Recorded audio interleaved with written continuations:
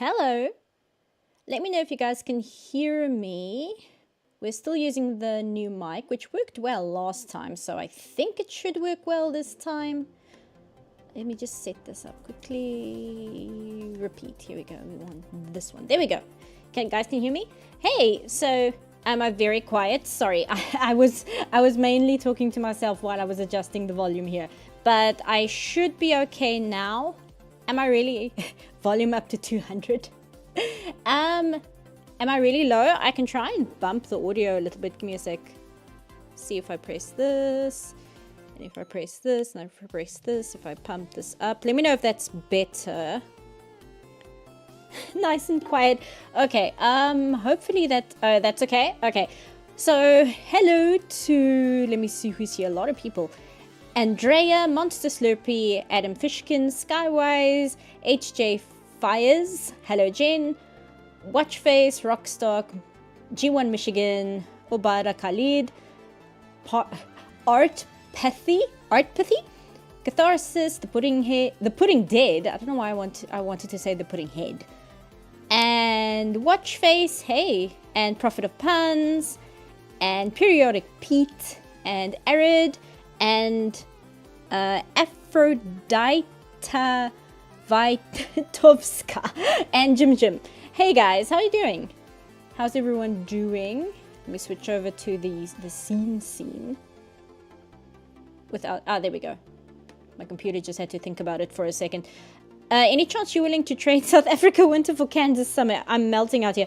I hear it's super hot everywhere. Hold on, let me just turn on my tablet so you're gonna hear my computer ping. So it's me, not you guys. That's me. It is so cold, especially today. If you're in Europe, it probably doesn't sound super cold, but it's 8 degrees Celsius, and my house is on the cliff, so it's probably closer to 6 degrees, and that's indoors, because we don't have, like, indoor heating in my country at all. That's just not a thing here. So I'm freezing, but hopefully just kind of talking and being active and stuff like that. I tend to like heat up nicely when I'm talking to chat and streaming. So hopefully that'll like heat me up. 39 degrees Celsius? No, thank you. Okay, that's pretty bad. That's really bad. You hate the cold, you hate the heat. Cold's much better. I prefer heat, even if 39 is a bit much.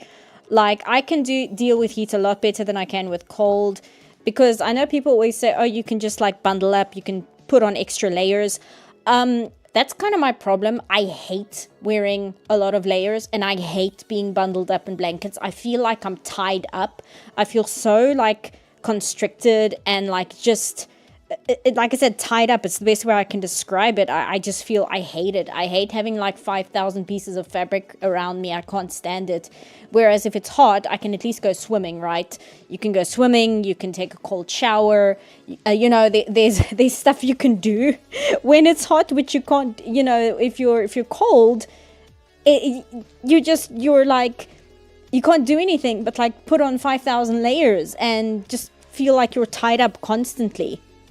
Anyway, to get started with drawing, I was actually thinking today is the, I think the number when I looked it up was the 55th anniversary for the moon landing. So I was thinking, right, I've been on a bit of a Hatsune Miku kick. Oh, people were asking about the intro song. That is Stratosphere. It's a Hatsune Miku song from like a decade ago, and it's like one of my favorites. It's like remained one of my favorites. It's actually like 11 minutes long, but I played the short version because we can't have like an 11-minute intro to the stream. It'd take forever. But I've been on a Hatsune Miku kick because I've been watching the music video that came out like 2 months ago for Miku Expo, called Intergalactic Bound, and I really like this song, and I really like the music video. I really like the way it was animated. So I was thinking for a moon landing day, if we can draw Space Miku. So there are 2 outfits that I found. So there's this one, which I really like. This is for Samurai the Gacha game. I'm not going to draw like the full outfit. I think that would take too long. But if I like draw like maybe that. So there's this outfit. And then there's this one. And I was thinking we could like decide between the 2 of them which one you guys would like to see. I like this one, but... oops, sorry, I knocked the mic. You guys can tell me which one you prefer, and then we can... Miku and the Moon, directed by Stanley Kubrick. The globes as hair puffs. Yeah, no, that's what kind of made me go insane as well, is like the fact that her hair puffs are globes, and it's got like the things that go around her pigtails usually is like the thing that holds the globes in place. I thought that was very cool. And I like the astronaut like on her skirt. I thought that was very cool. And the fact that her jacket is like it's like puffy like an astronaut jacket. Like, this design is great. I can't believe it's just for a gacha game. I had to like really search for this image as well. All I could find was like a 200 pixel image of it, and then I had to like pull some wizardry to get this image, and it was like corrupted, so I had to like copy paste it into MS Paint. It was a whole thing. But anyway, I don't want to like leads the chat with what I like. This is the other one. This was apparently for a song called Supernova, which I didn't have time to look up before the stream. But this was the other one I saw, which I thought was quite cute.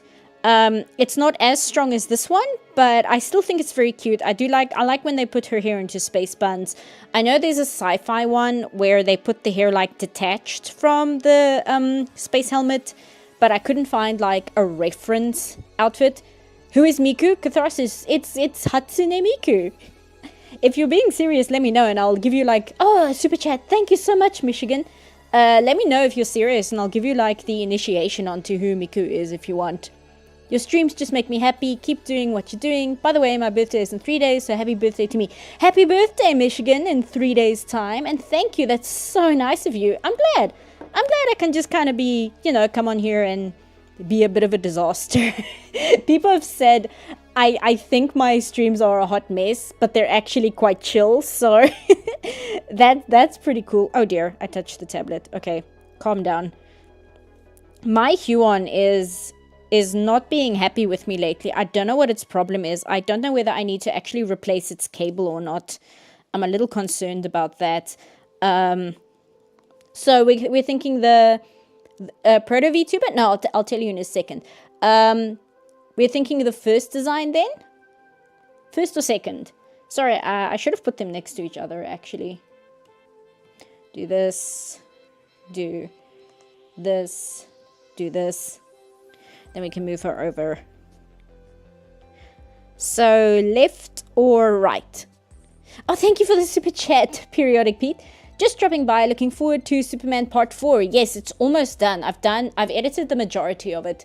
I actually was editing it today as well, but it was a little slow just this week because I had a bunch of like other work-related stuff come up.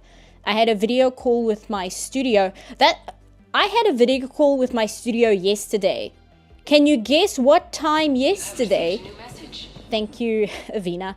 Can you guess what time yesterday my video call was scheduled for? Because if you guess the exact hour that the CrowdStrike thing like knocked out a good part of the internet, you'd be right. It's within that half hour that I had my video call scheduled. Right. First, right. Second, but Sakura Miku. I'm not going to do Sakura. I'll do Sakura Miku another time because I do actually really like Sakura Miku's design as well. 4 a.m. Luckily not. No, luckily not 4 a.m. But unfortunately, thank you, Avina. But unfortunately, the exact half an hour I was scheduled for my video call with the studio, which made me like really not upset, but I was stressing out because I couldn't figure out what was going wrong. I thought my internet was going down. I thought my Wi-Fi was disconnecting and I couldn't understand what was going wrong. And I was like frantically messaging the PA and being like, I'm having trouble with my internet. I'm not late, I promise. But I switched over to my phone and thankfully that seemed to like fix it. I don't know if it's because it went onto mobile network or whatever, but video call with studio went fine. And I was also, a friend of mine is negotiating with another studio for them to send us some work. I have to be rather vague because I'm on NDA on that one. But so if we are possibly going to get work through the people he's negotiating with, they have a animation style which I need to adapt to. So they sent us a whole bunch of reference material.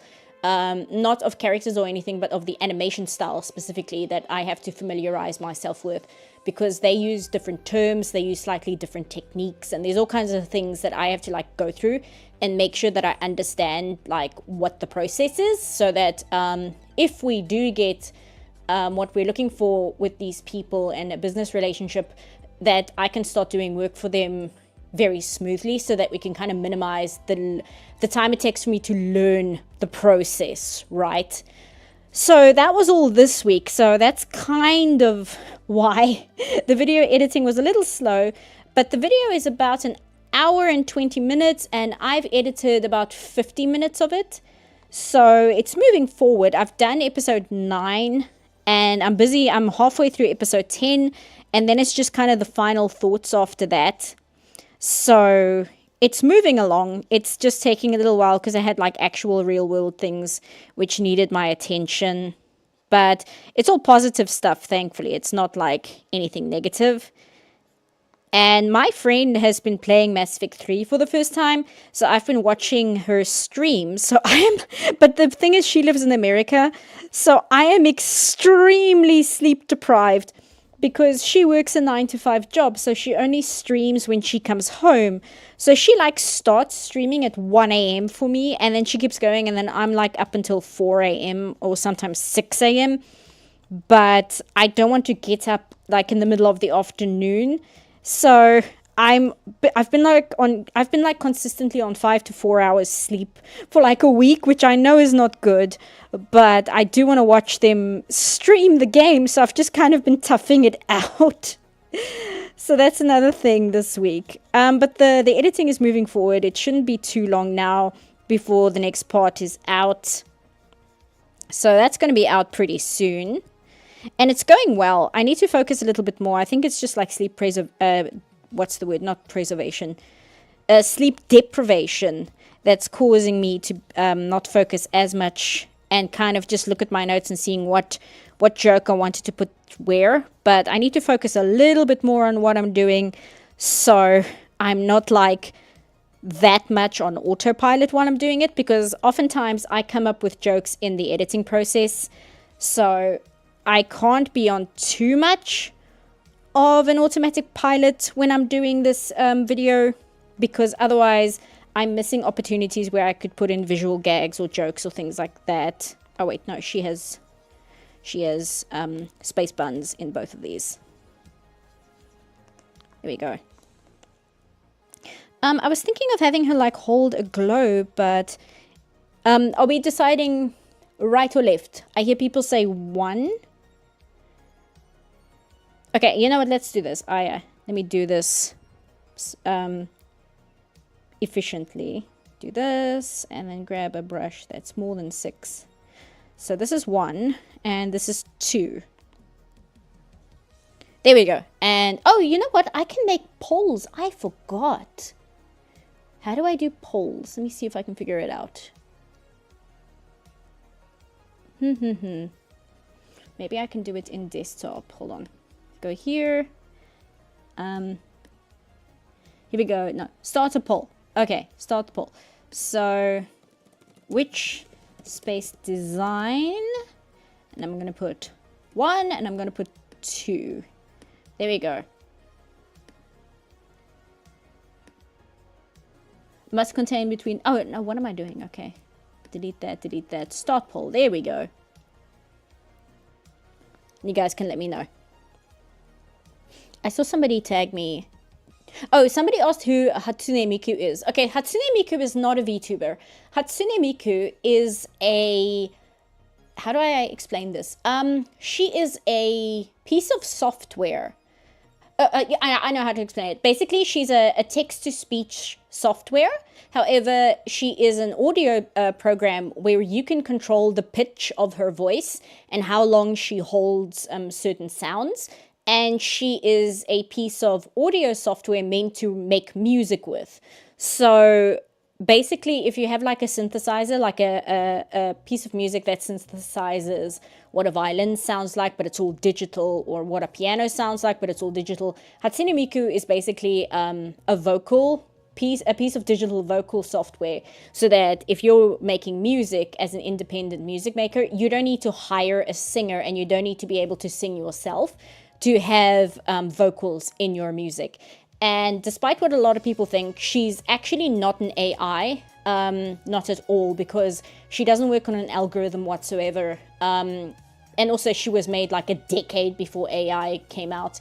Basically what they did is they have her voice actress who records sounds, and then those go into a voice bank.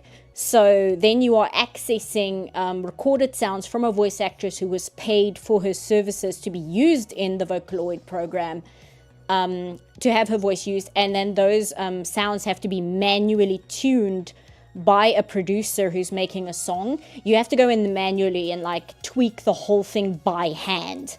It's not just, you know, generate a song using AI. It's like I said, it's basically like a synthesizing program.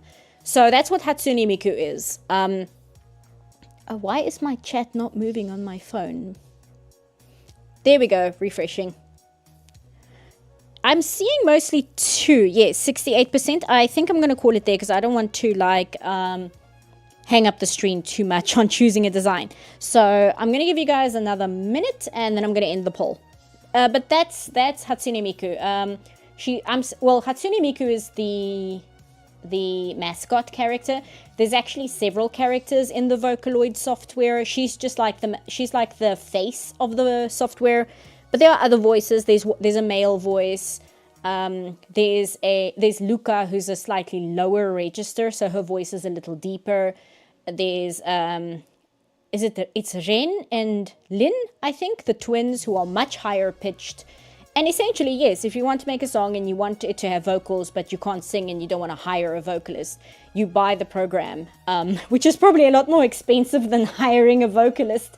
But then you have the program and then you can like just use the program. Okay, I'm going to end this stream. Thanks, guys. Looks like we're going to go with 2 in poll. There we go. Since this looks like she's holding a globe object in her arms, I think it would be stylish for her to put a little American flag on the moon that she's holding with her left hand. You know what? That's actually a really cute idea. We should do that. Sorry, I need to move this mic that's clipped to me. I keep knocking it with my stylus. Hold on, let me just clip it on the other side.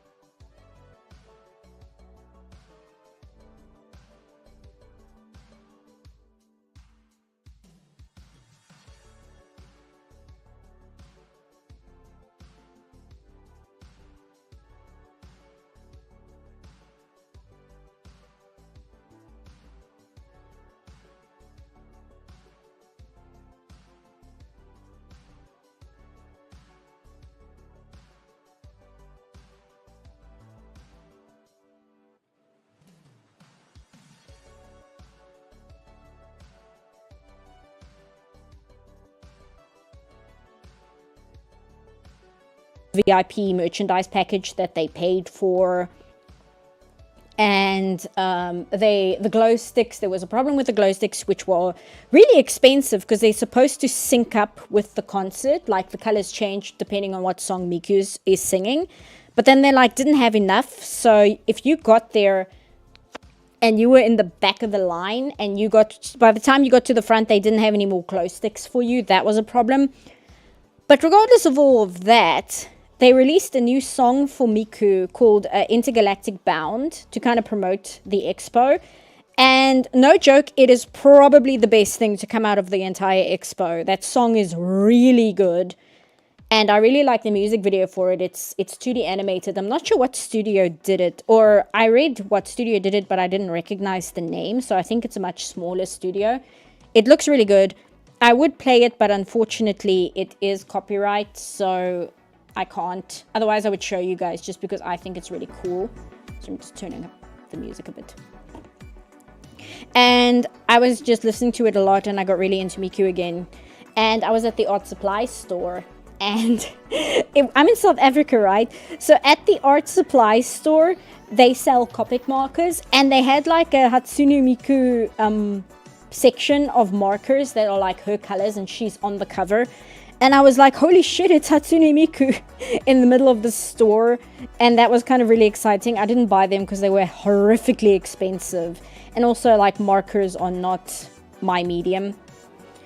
But that was really exciting for me just to get, like, see official Hatsune Miku products in South Africa. That was really surprising. So yeah, I've been on a bit of a Hatsune Miku kick again. Just because I really like her. I don't like all her music because if you follow me on Tumblr, you know that I've said several times I struggle with female vocalists a lot because something about the voice pitch bothers me. I think it has something to do with like, because I have ADHD, it's like something to do with audio processing, where a higher pitched voice is just very difficult for me to listen to. So unfortunately, a lot of Hatsune Miku songs I find very hard to listen to just because her voice is very high. But that's why I like songs like the one I played in the intro, Stratosphere, where she's used in a very interesting way. So even though her voice is high, it doesn't like hurt my ears. It doesn't make my ears ring because it's so high. But I do like some of her songs, but a lot of her most iconic songs I actually don't like so much because they are very high pitched. Like, I'm not a big fan of World Is Mine and things like that. But if you never knew who Hatsune Miku was, the intro song is one of her songs. So that's what Hatsune Miku more or less sounds like. Refresh chat. For some reason my phone is not... Is there a Miku anime show? No, she has cameoed in anime, but there is no Miku anime itself. I'm not entirely sure why.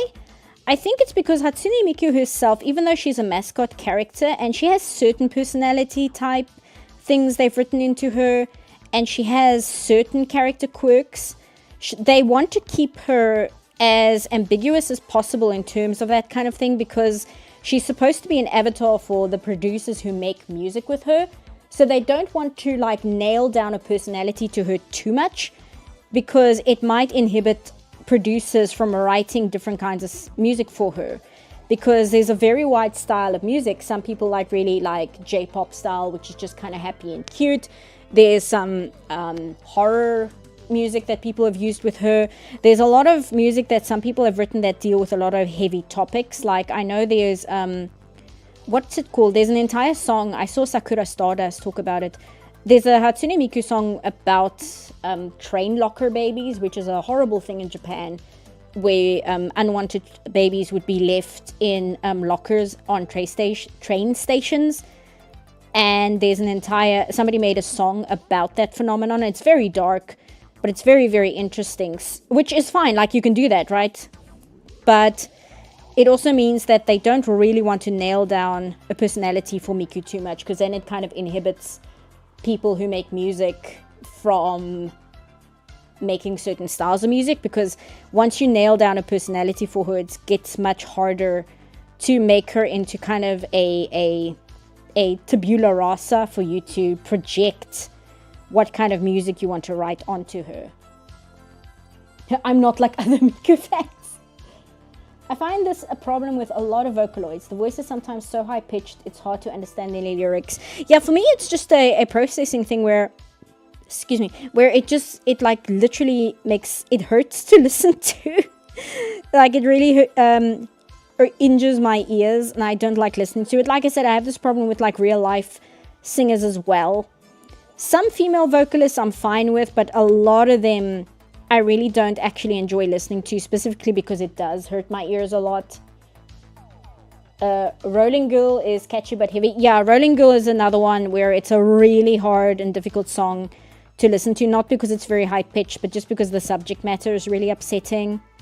And again, if you kind of like nail down a personality for Miku, it prevents producers from writing things which they feel would not be in character for her, because now you've kind of nailed down a personality, and they kind of want to avoid doing that because it makes it harder for people to project onto her what they want to sing about in their songs.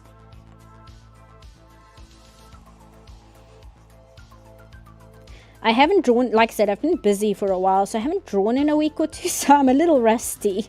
So if you see me making a lot of mistakes, no you don't.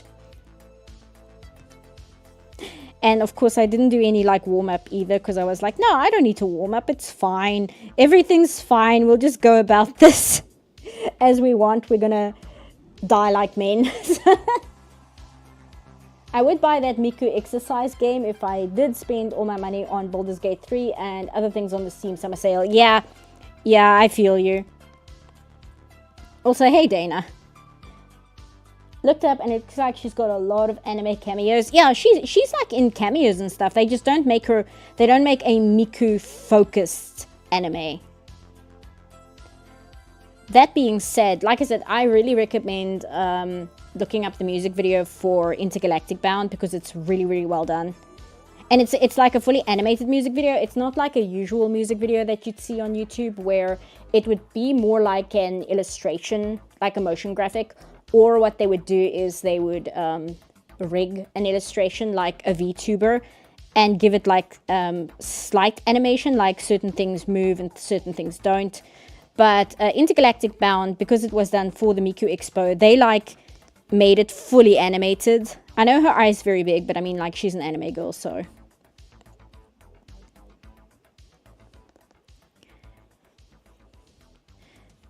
So do this. I took an anti-allergy just before I came on live, but you think it helped?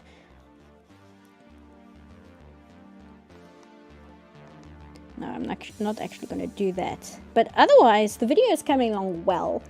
Like I said, I'm halfway through episode 10.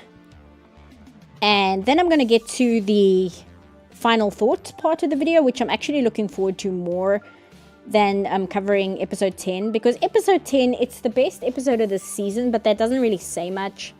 It just kind of means that there are things in it which are like better than the rest of the show.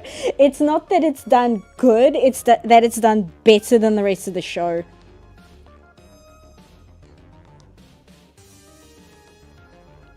And the other reason why I'm like not struggling, but I'm finding My Adventures with Superman a less fun endeavor than like High Guardian Spice or even Velma is My Adventure with Superman is not like a terrible show. It's competent enough.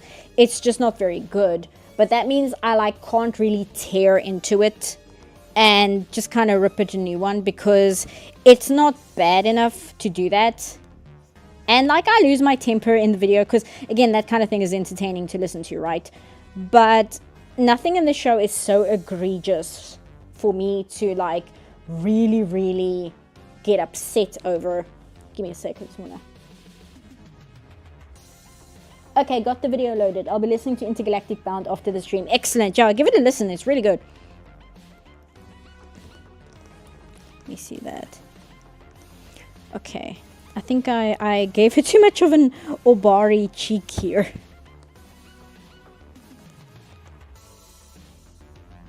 Smooth this out here. Do that. There we go. It's better.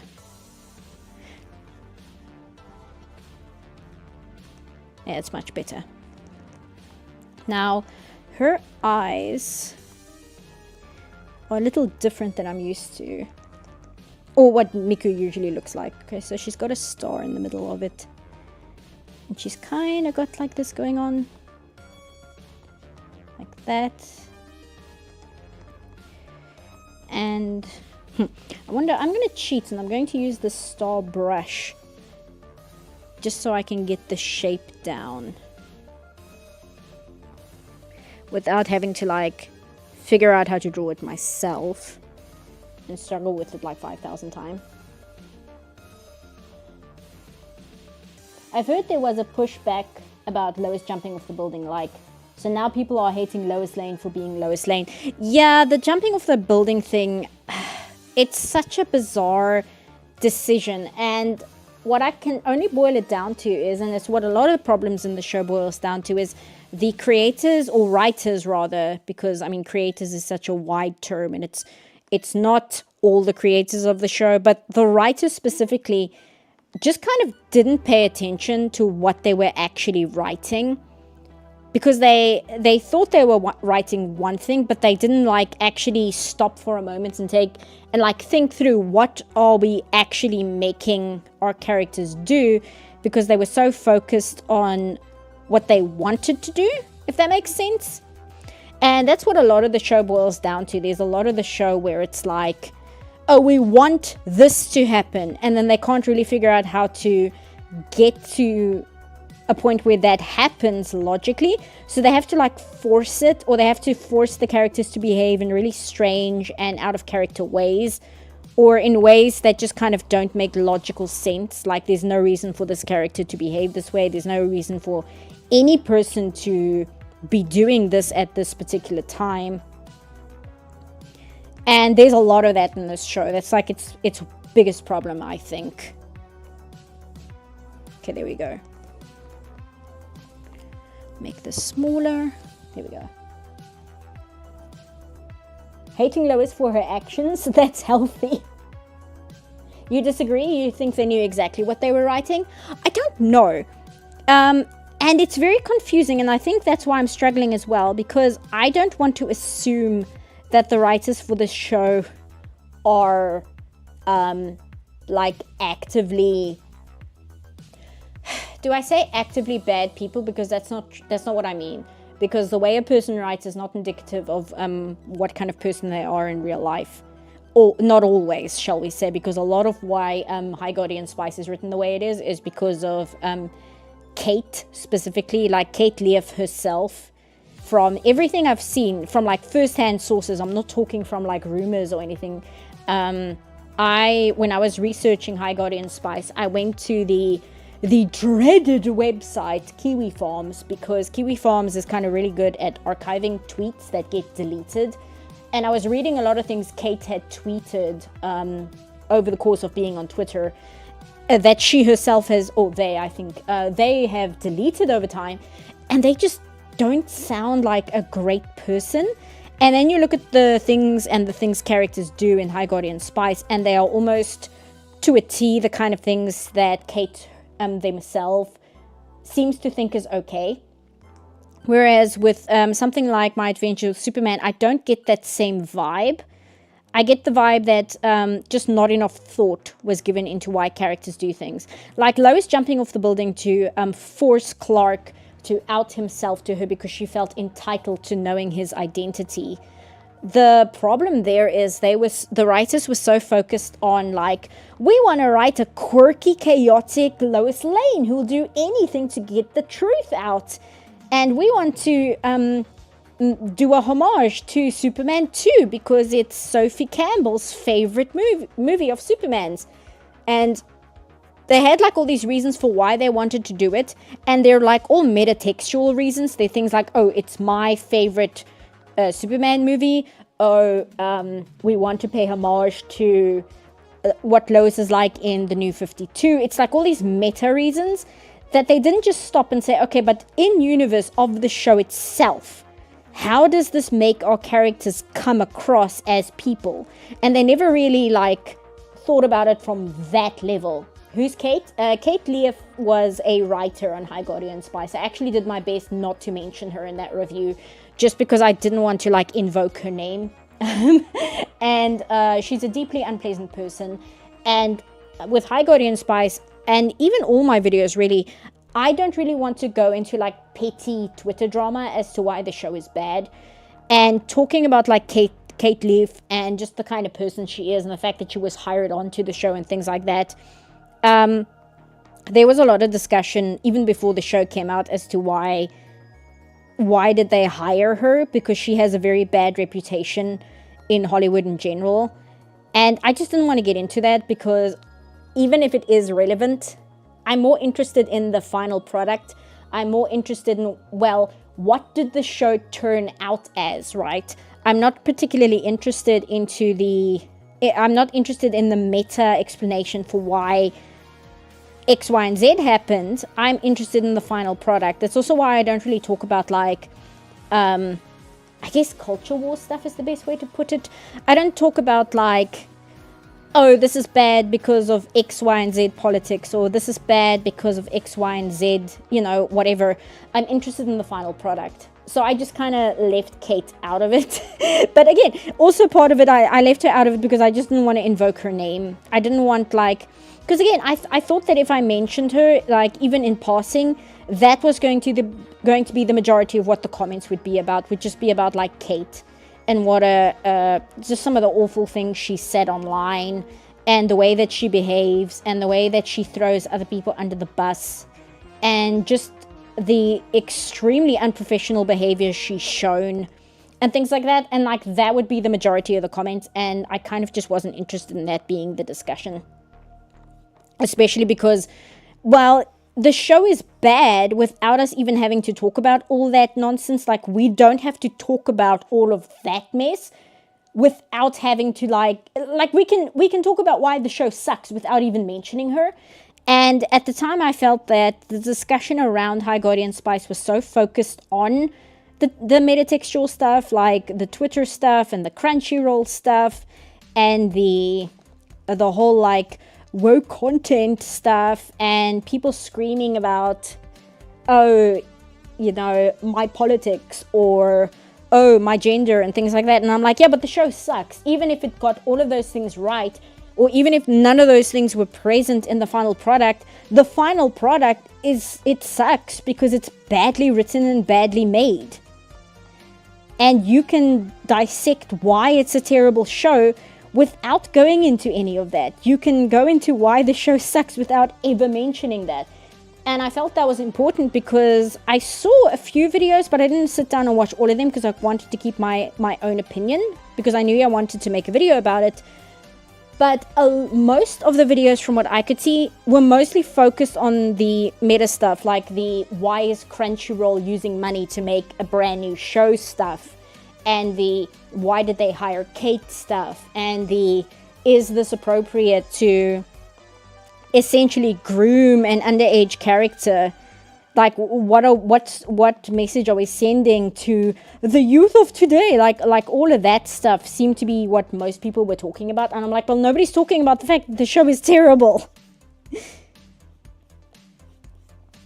And I think it's similar with My Adventures with Superman. Not as much. It doesn't have a lot of that like culture war stuff around it. But the majority of discussions around My Adventure with Superman, it kind of leans in the same direction. And it is very drama fueled, and not a lot of people are talking about the show just from a quality standard. And it's difficult because I reached the point where I was kind of I was getting self-conscious on whether I was just kind of being a hater towards the show. Like, am I just going into the show with bad faith? Am I just kind of complaining about things from a perspective of bad faith? Am I being hard on this show because I'm looking at it from a critical standpoint, which I went into the show doing. Like, I went into the show wanting to be critical of it, and if it's maybe better than I was giving it credit for. But then I start editing it, and I notice more and more mistakes that I didn't even mention or see when I was editing.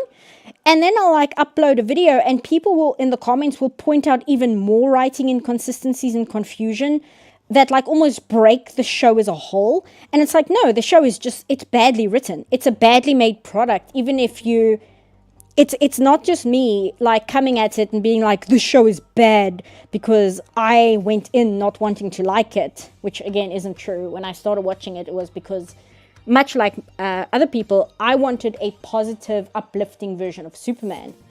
And then my friend started watching it, and she enjoyed it right up to a point, and then she had to drop it because she got so angry at what she was seeing. So no, the show, it is a bad show. It's not a terrible show, but it's not a good show.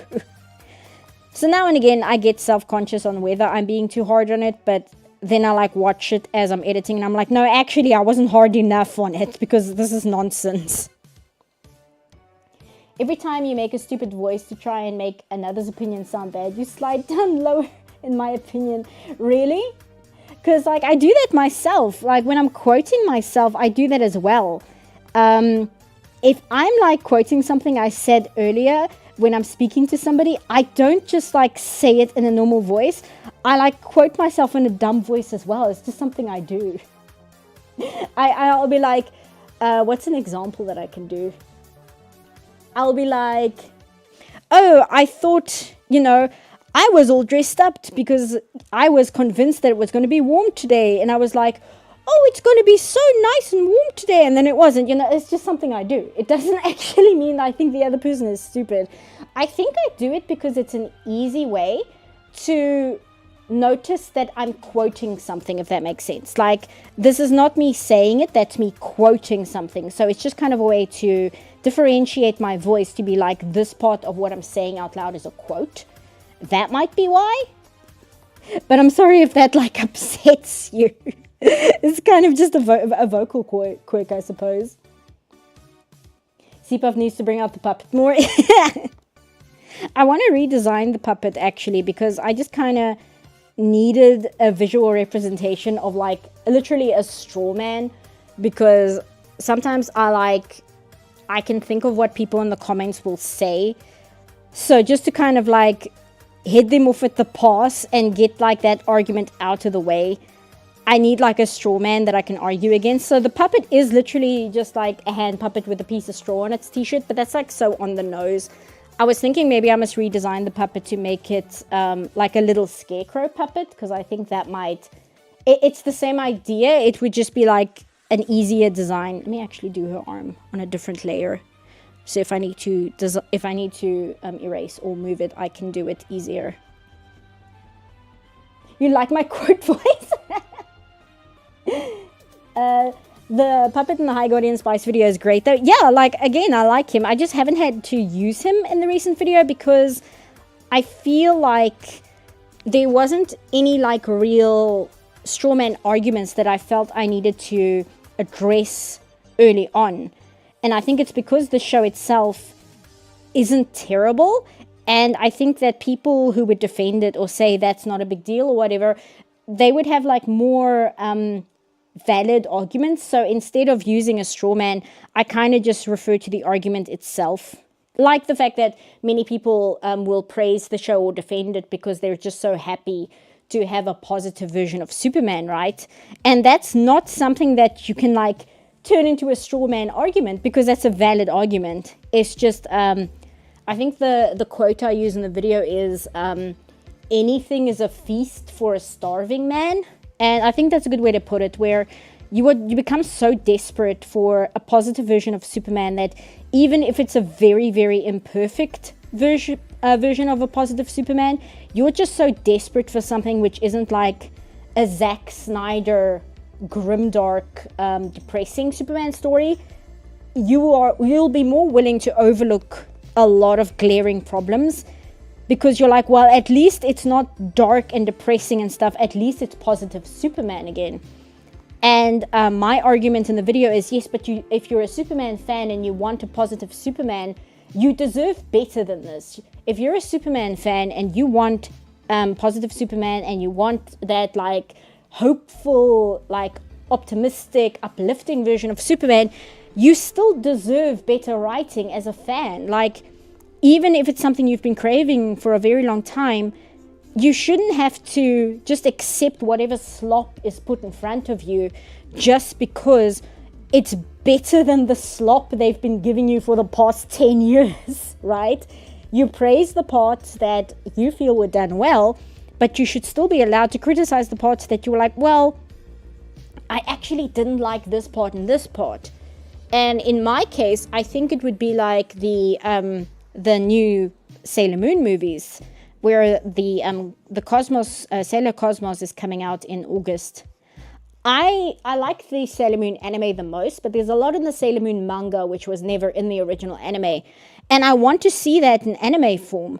But the newest, like, reincarnation of the Sailor Moon manga, even though Sailor Moon anime, even though it's more manga accurate, it's a lot worse than the 90s one just because of its execution. The way they've done it is very, very bad. And just the fact that I want certain characters to exist in anime form, just because I want a reboot of Sailor Moon, I'm not willing to accept a bad performance just because it might have elements in it that I've been wanting for a very long time. Like, that's not enough to excuse the fact that a lot of it is bad, right? Hunger makes the best sauce. Yes, exactly.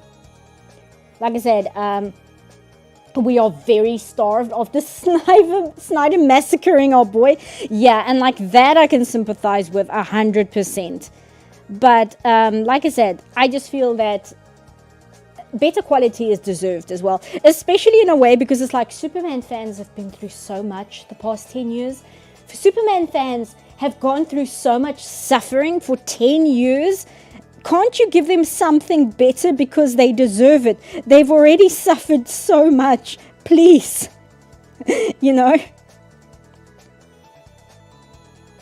I might have to go to the bathroom just because my nose is itching like crazy and I don't know why. I did take an anti-allergy and I don't know the anti-allergy if it made it worse. I didn't take an anti-allergy pill, I took an allergy pill apparently. But yes, I'm just like, no, fans deserve better than this. And they should be respected more than what the show respects them.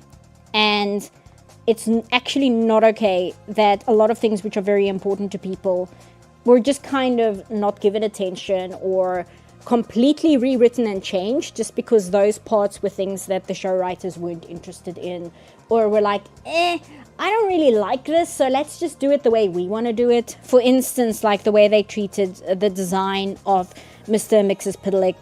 That to me is still like one of the most shocking things. The fact that they just egregiously broke his design and did something that is so strange. And it's not even that it's different.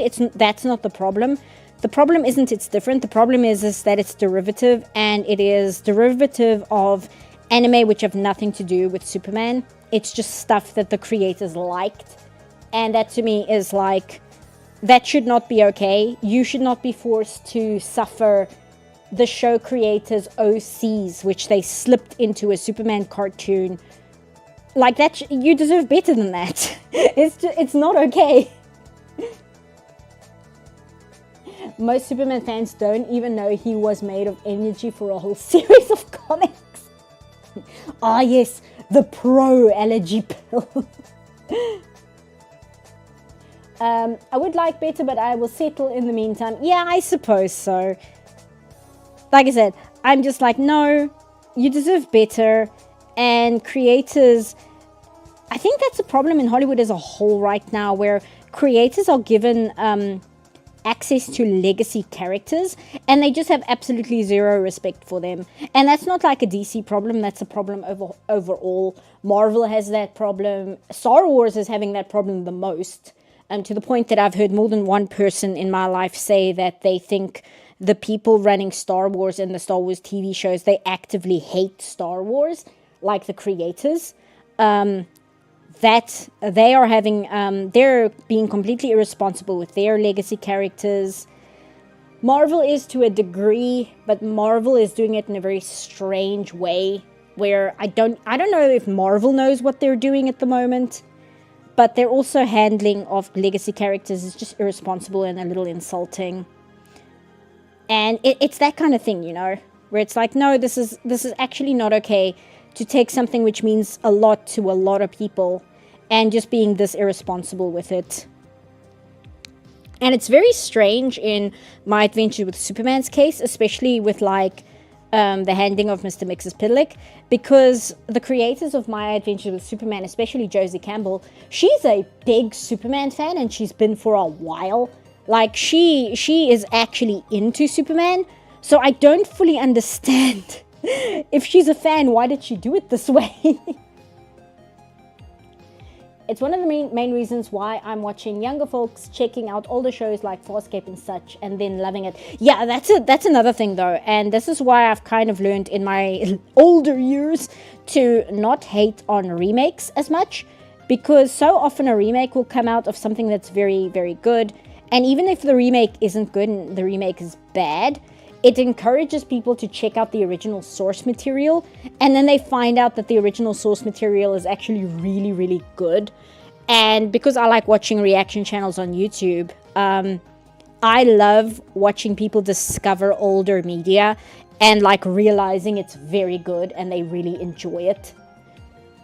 So that makes me happy, because that's an ongoing trend. Especially with like Star Trek, because a lot of these people, they'll be like, oh, Star Trek, that's for like old nerds and stuff. And then they watch Star Trek and they get like absolutely infatuated with it. That's very, very satisfying. There's a guy I recently started watching. I don't know, like, if it was anything else, he would drive me insane because he is the most dude bro of all dude bros, right? Oops, come on, tablet. He's the kind of guy that would become somebody who makes a living from streaming Fortnite, right? That's the kind of guy he is. And for the past 2 years, he's been watching anime, which he's never watched before. And he says he never watched anime because he thought it was lame, he thought it was for nerds. And the past 2 years has just been watching this man like slowly turn into one of the biggest weebs I've ever seen in my life. And it's really good. It's really, really funny seeing him just get more and more into anime and getting like more and more obsessed with it. It's really, really entertaining.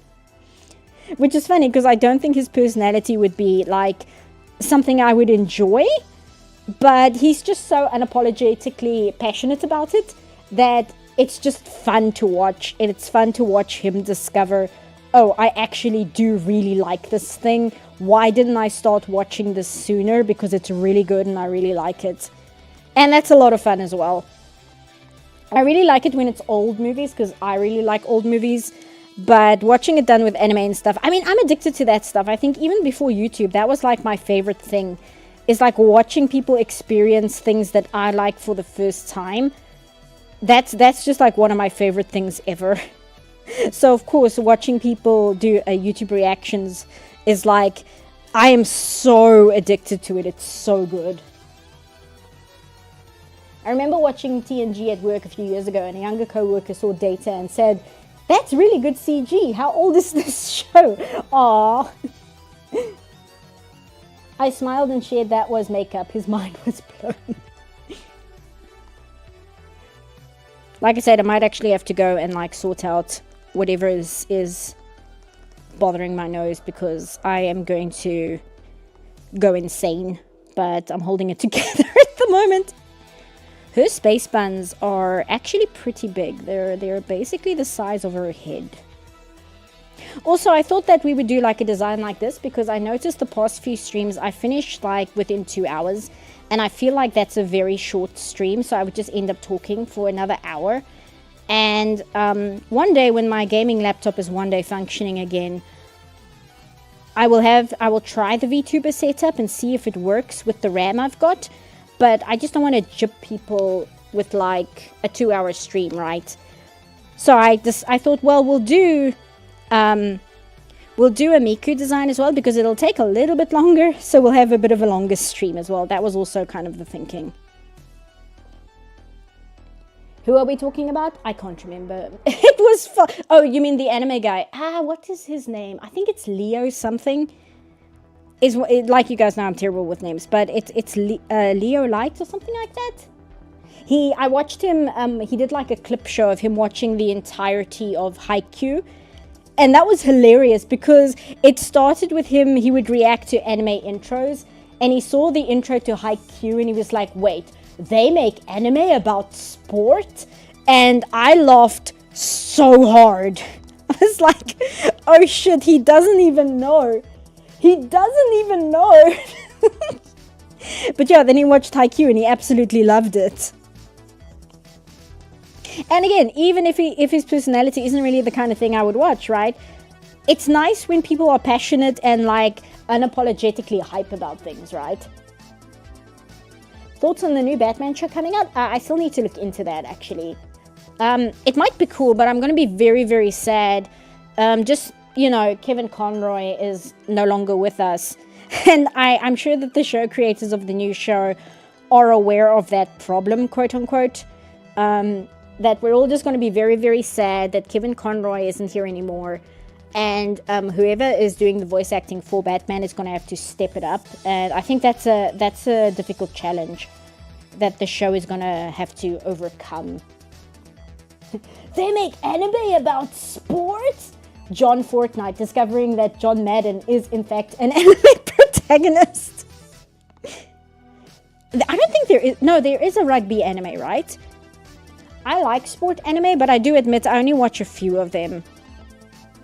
Hilariously, Haikyuu is not actually one of the sport anime I've watched. Actually, let me do this in purple so I know what I'm doing. I recently discovered there's a skateboard anime that came out like either this year or last year, and it's got very high ratings on my anime list. That was quite surprising to me. Are there some good summer anime this season? I don't know.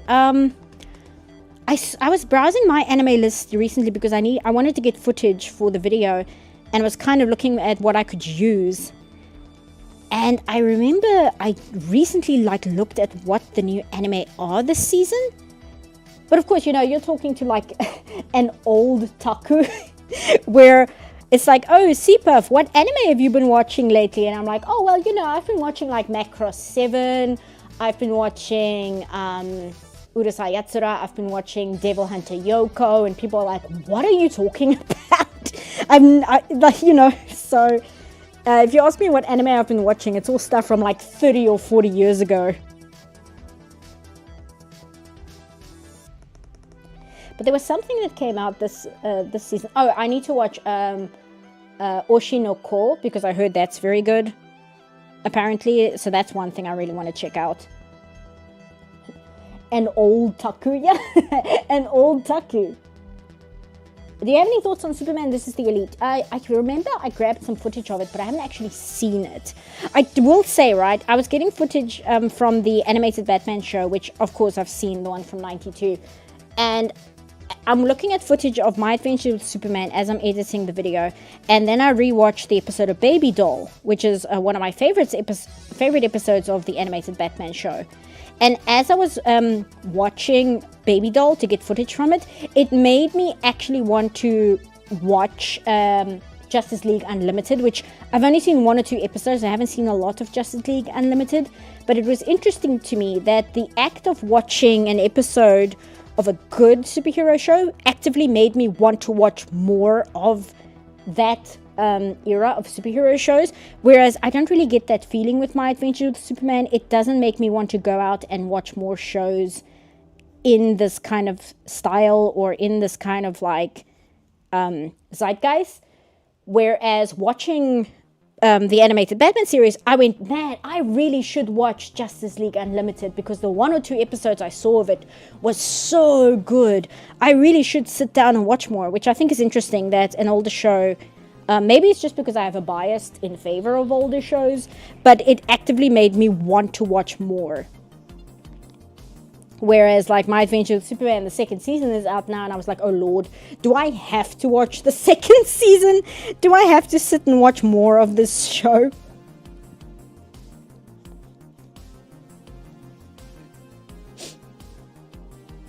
Look up a trigger warning list for Oshi no Ko before going into it though. I think I'll be okay. I'm actually not really triggered by a lot of things. Because, right, just speaking to the person who really likes Perfect Blue, like, I really like Perfect Blue, even though it's an exceptionally upsetting movie. I think the only thing that's ever, like, action, in terms of anime that's actually, like, gotten to me that I've watched is, I was going to say Gyo, but then I remembered it's not the Gyo anime that got to me, it's the Gyo manga that got to me. Like, it's the Gyo manga that made me go, I can't read this. So I'm trying to think, but I can't really think there's ever really been an anime that I've sat down and watched that made me go, I wish I looked up a trigger list for this. I generally am okay with, like, fictional things, if that makes sense. I tend to have less, how do I put it?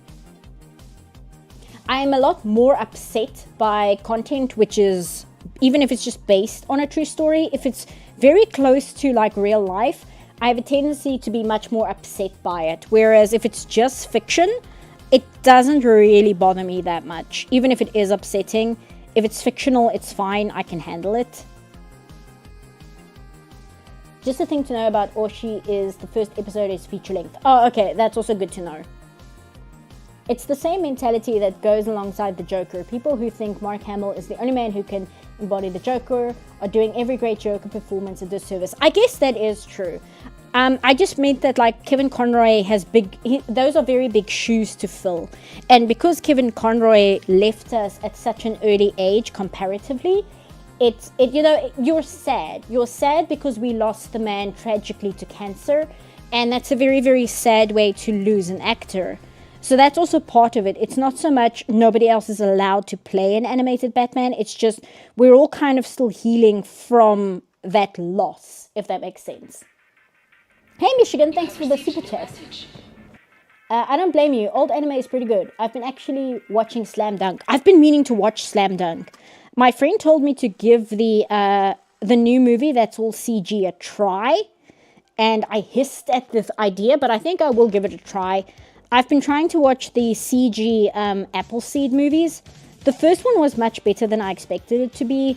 I'm still working my way through the second one. Normally I watch a movie in one shot, but because they kind of did weird things with the characters, I'm watching it in parts because I'm cringing a little because of how they interpreted the character in certain ways. And I'm like, why are you doing this? Why are you making this character behave this way? But that's a CG anime movie, and I'm ashamed to say the first Appleseed CG movie looked like trash. The second one looks really good. Even though it's CG, it actually looks really nice. And I'm upset about that because I'm a 2D animator and I will always have a bias for 2D animation, especially when it comes to anime. I'm still probably more a casual anime fan. Most of the series I've watched are sci-fi or horror. I mean, that's fair, right? I tend to be that way too. My big thing is I don't like shonen, and it's not because I have some like moral problem with shonen. It's not like I'm sitting here and I'm okay. It is a little bit. It's a little bit because shonen is what everybody watches, and I feel it's extremely overrated. But the reason I feel it's extremely overrated is because I've watched quite a few shonen series by choice, wanting to like them, and they don't really do it for me. Even if the show is fine, I don't think it's a bad show or anything. It's just not something I enjoy. There's very, very few shonen anime that like follow the shonen formula that I've been able to enjoy. Even the ones that are super good and are like really highly acclaimed. So I kind of have the thing where it's like the most popular genre of anime is one that I'm not super into. So when you say that, oh, I only watch sci-fi and horror anime, it's like, no, I get why. I can understand being like, well, I watch anime, but only these specific genres, right? I mean, that's fine. Didn't Earwig and the Witch fully erode the case for 3D anime? It kind of did. It kind of did, but then like the new Trigun came out and everybody was like, well, maybe we were too hard on CG anime, even though the new Trigun is a pale imitation of the original, in my opinion. I'm not one of those people who will like front load every single YouTube discussion with like, oh well, in my opinion, or like Red Letter Media made fun of it like, well, for me personally. But I do think in the case of the new Trigun, that really is just in my opinion, because a lot of people seem to like it. And again, because I'm biased against CG anime, it's because I love the original Trigun and I'm biased against CG anime. I can't give like an unbiased opinion on the new one because just because of that baggage. And I mean, that's not really the show's fault. That's like my fault, right? It's not like the show's problem. It's my problem. We need A Land of the Lustrous Season 2. That one I heard is pretty good. The new Trigun is awful. I didn't like the new Trigun. At least it's not me then. Berserk is the one I never got to, but heard good things about it. Depends which one, because I heard the very early CG Berserk ones. Apparently those were really bad. Like really, really terrible. What is her hair doing? Oh, well, her hair is tied up. That's what it's doing. She's got a fringe, and then the hair is tied up here. Okay. That's what's going on. There we go. I thought Berserk 2016 killed CG. That too. A lot of things killed CG anime. But like I said, my thing is I'm a 2D animator, so I've always had a bias in favor of 2D.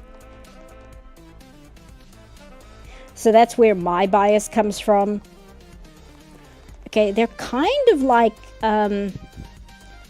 balls of wool almost. So I don't think I need to worry too much. I think it's like Usagi's hair where it just kind of has wrapping around it, and you don't really have to think too much about like, does this wrapping make sense?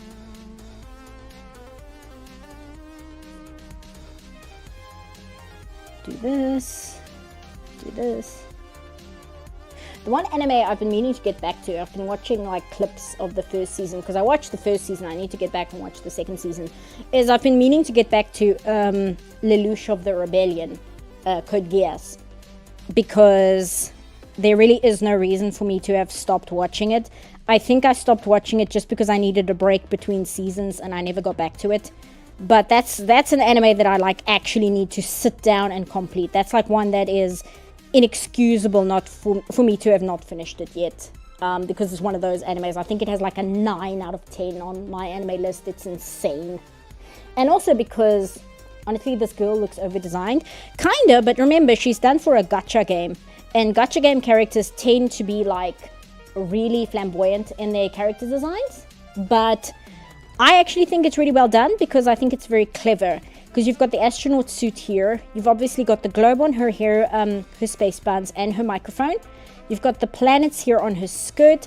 Her jacket is meant to be reflective of an astronaut suit jacket, so that's really cool. Same up here. And then she's got stars in her eyes, and these things I'm kind of going to leave them out because I do think these are a little unnecessary. But obviously these things are supposed to be like the rocket parts themselves. And then she's got like the space boots as well. So I kind of like it. I think it's a very coherent design. I do hear what you're saying about it being a little busy, but I think that's more to do with the fact that it's a gacha game outfit. So they tend to be inherently kind of a little busier than anime designs for the most part. Do I like Ranma One Health? You know, I've watched like 5 seasons of the original Ranma. It's okay, but I don't think it's really for me. I vastly prefer Urusei Yatsura. Like, I really like Urusei Yatsura. I think that show is hilarious. And I find the characters a lot more charming than in Ranma and a Half. But also, you know, I'm not super into romance in general. Whereas Urusei Yatsura, even though it's also a romance, a lot of the humor in Urusei Yatsura is the fact that everything that happens to the main character, like all of them, it's kind of deserved. They kind of make everything that goes wrong is their own fault, and that's just a really funny setup for an anime. Whereas Ranma, the will they won't they romance angle of it is like the antithesis of what I enjoy in anime. That should actually be like in the anime's favor. I hate will they won't they romances, but I watched 5 seasons of Ranma and a Half. That's like a glowing praise of that show, actually. Okay, so her outfit, she's got this collar here. Let's draw the dress before I get to the jacket. Actually, let's work from the inside out. Actually, I should give her a chest. I'm not. This is the one part of anatomy I'm very bad at. Is the bust. I'm not great at it. My friend helped me to like figure out the logistics of it a while ago, and that kind of helped, but I'm still kind of figuring out how to get better at it. I need to draw more sexy girls. I think that's what we all learned today. And you know what? Give me a second. I really need to go and like put some skin cream or something on my nose because it's driving me crazy, and maybe take like a second anti-allergy or something because I'm dying. Hold on. We'll put Miku on the screen like this. So, oops. So just give me like 5 minutes and I'll be right back. I'll turn the music up, then you guys can listen to that in the meantime.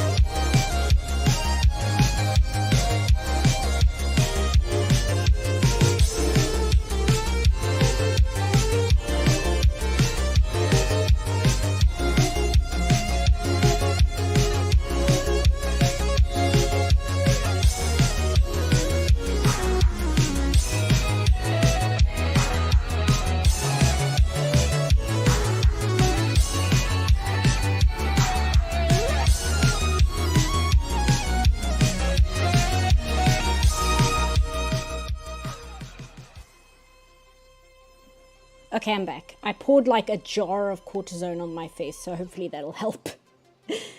Go back to the art program. Did you guys behave while I was gone? But yeah, I think like I just need to draw like, maybe I should draw a bunch of VTubers or something. Like VTubers I watch in my spare time. And just kind of do a whole bunch of those to help me get better at that kind of thing. It's my tablet.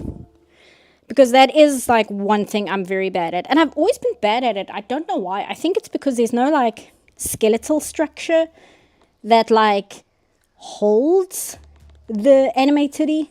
It's just kind of, it's kind of part of the body and you just kind of have to know how to draw it. You can't really logic your way through it. And I think that might be why I struggle with it so much.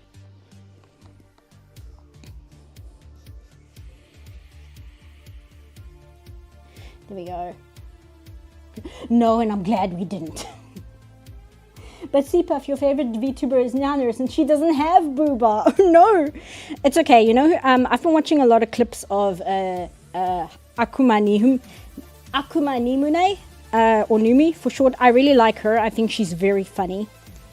So I should draw like her, or maybe like Bao the Whale, who is unhinged beyond all belief. But I also think she's very funny. Or maybe like Iron Mouse, because I mean like everybody likes Iron Mouse. I think she's just an inherently likable VTuber. I don't know if she's inherently likable as a person. But from what I hear, she probably is. I know some VTubers have had beef with her in the past. But from what I tell, she's like, you know, she's nice. Bao is good for booba practice. Yeah. Scott Pilgrim telling Knives, ciao. Seriously, please be good. Am I normally not? Bao is on next level of cocaine. Yeah, no, she is like legitimately out of her mind. But like in a good way. It's really, really funny. I actually, in the new video, I'm going to use one of her unhinged clips. Because I talk about writing. I'm finally getting to the part in My Adventure with Superman where I'm talking about the romance.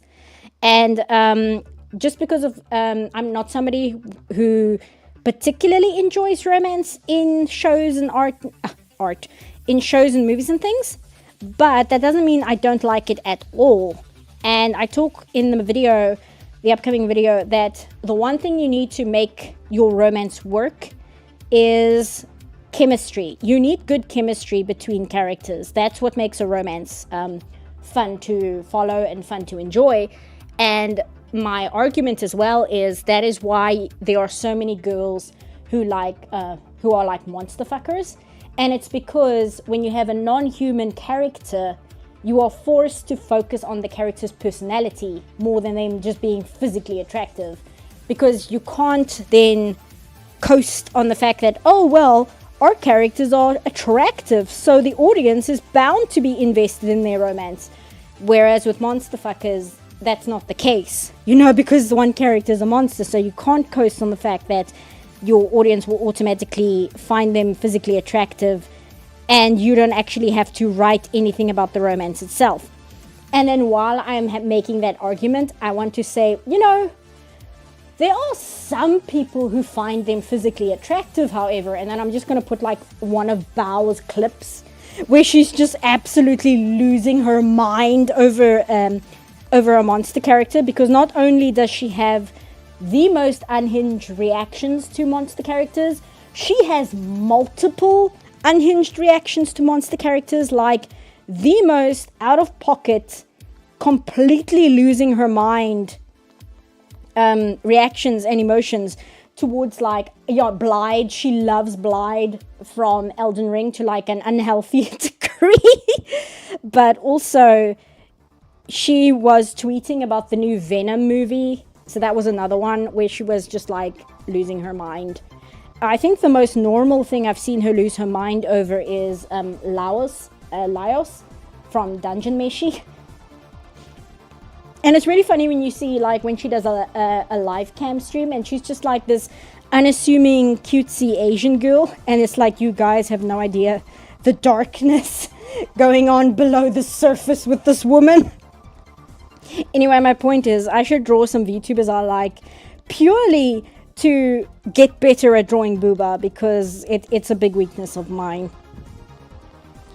So I actually, you know what, I want this skirt to kind of, it's kind of got almost like a tail. I wonder if it's supposed to like represent almost like a comet. I wonder. You know what, I'm seeing how they did this line of action here. They've got it following this curve, and then instead of following with her spine down, like curving the opposite way, they've actually allowed the curve to continue like this. Maybe I should do that too, because that's actually really cool. Make it more than that. Turn it. Do it like that. And then like that can be like the jacket, and then the rest of it can be like the skirt, like that. Yes, there we go. There we go, like that. Bao likes big, strong monsters. Yeah, she does. she does. The darkness behind those eyes. It's true. I have no idea who this is. She's a VTuber, and she like comes across as, if you see her, you'll be like, oh, she's just a cute little VTuber. But then she'll like talk about certain characters in video games and anime and movies where it's a monster. And when I say, you have never in your life heard somebody come on camera and say and react the way she does, it's like the kind of thing where you have to like actively put the words volume warning in the description, because she legitimately screams and like shrieks. And imagine like the most unhinged, annoying person you possibly can, right? And the thing is, you'd think like, oh, so is she like 14 or something? It's like, no, she's an adult. she's 100% an adult. She's just crazy. But in a way, it's kind of fun to see, because much like the guy I spoke about who's busy becoming the biggest weeb in the entire world, it's just kind of fun to see people enjoy something completely unapologetically, and like be very honest about what they like, and not like worry about being cringe or like, oh, this is going to ruin my image as a cutesy anime girl. Like not care, and just be like, no, this is what I'm about. I am insane for this character, and I'm not going to pretend I'm normal about him. And that's just kind of very endearing. He's so sugoi desu. No, she wouldn't say that. I am not even going to repeat some of the things she says in her streams. The most famous one is where she's screaming at the top of her lungs that she needs to be bred. That's when she was talking about Blide from Elden Ring. And with Laos, she said on Twitter that because she's a whale girl, she wants Laos to like turn her into sushi so he can consume her. And with Venom, she said, oh, what was the quote? She said I'm not going to repeat it actually. She had comments about his tongue in ways that I don't feel like repeating. And she just tweets this to like the world. And because she has like over 1 million followers, like the voice actors see these things. And they'll like comment on her tweets, and they'll be like, why does this have like 4 million views? Who the hell is this woman? And then Bao would just be like, allow me to introduce myself. And it's kind of amazing. I think when she first lost her mind on stream, she had a little bit of shame, but that's long gone. That ship has sailed. There is no shame left in that woman's heart. But anyway, I forgot how I got into the topic. Oh yes, I should draw VTubers I like, just to kind of practice the anatomy and kind of have an excuse to draw Booba, because it's a weakness that I have, and I do actually want to improve on, like unironically so, because even when I'm drawing like stuff for myself, and I've got like the Baldur's Gate OC that I shipped with the Emperor, and I want to draw cute drawings of them, but then I struggle because, you know, she's a female character, and I have to kind of learn how to draw the anatomy there. And this is what comes from, by the way, enjoying non-human characters for like 20 years of my life. When I was in high school and I was super into Invader Zim, so, you know, drawing Urkins the whole day. Then I got into Teenage Mutant Ninja Turtles, specifically the 2003 show, and I was like super into that for a while. And then I got into Usagi Yojimbo, which is anthropomorphized rabbits. So I got super into that for a while. And then I got into My Little Pony, and I was super into that for a while. And you may notice none of those things have like proper human anatomy. And even when they almost have human anatomy, like Ninja Turtles, none of those have boobas. So that, I think, is why I'm very nerfed in that department when it comes to my art. Just because it's super unfamiliar to me. Opinions on The Shape of Water. I actually really like it. I think, just as a movie, I think it's really good. I find it a little difficult to watch for, I don't want to say the violence, but there's like one or two violent moments in it which are really difficult for me to watch. However, it's not as bad as Pan's Labyrinth. Pan's Labyrinth is a brilliant movie, but I can't watch it because some of the violence in that movie is just so visceral that even as a horror fan, I can't handle it. It really, really upsets me. So, and again, that's not the movie's problem. It's a problem with me. Specifically, like, the scene with the whiskey bottle is extremely upsetting to me in Pan's Labyrinth, and the scene with the mother. There's one scene with the mother which is super upsetting. And Shape of Water is a lot better, but there's one part where a character gets shot, where the violence gets very, very extreme, which is, I find, very difficult to watch. But in terms of story, I quite like it. Especially because I really like Hellboy, the comics and the movie, but especially the comics. And I really like the Del Toro Hellboy movies. So The Shape of Water is great because it's essentially, in a way, a Hellboy fan film in many ways. And I'm happy with that because Abe Sapien is one of my favorite characters in Hellboy. So to essentially have this like pseudo fan film about Abe Sapien, I mean, I'm not mad at that. I'm perfectly happy with that, right? And also, it's just a genuinely well-written movie. Like, the entire focus on, not isolation, but being an outsider. Being, like, somebody, especially at the time when the movie takes place, being like an outsider, being somebody who's been discarded by society. And that's true for every single character in the movie. It's very interesting. It's just a really, really well done film. So even if you get over the part where it's like, haha, you know, she fucked a fish, like, just as a story, it's a very, very well written film. There we go. So this goes here, this goes here, and it goes around like that. Am I in a new layer? No, I'm not. I should actually start the jacket in a new layer. Otherwise, I'm going to be too nervous to draw over the rest of the outfit. Where's the lie, though? You know, have you considered drawing Power Girl? As far as booby icons go, you probably can't get a better icon, and it's on theme for the video you're doing. You know what? Maybe we should do Power Girl next. I had a friend who cosplayed as a gender bend Power Girl. Like a male version of Power Girl. And it involved, like, putting a sock into the spandex. And I don't know, that was just really hilarious. I'm like, if you're going to do a gender bend Power Girl, like, that's the way to do it. That's how you do that. Okay, so she has, there's like a cuff here. But yeah, like I said, Hellboy, really big fan of Hellboy. I actually need to catch up on the comics, especially because I think Mike Mignola has finished them. I know he said he was, like, right at the end, but I don't know whether the final part of Hellboy has come out yet or not. But I need to catch up with that.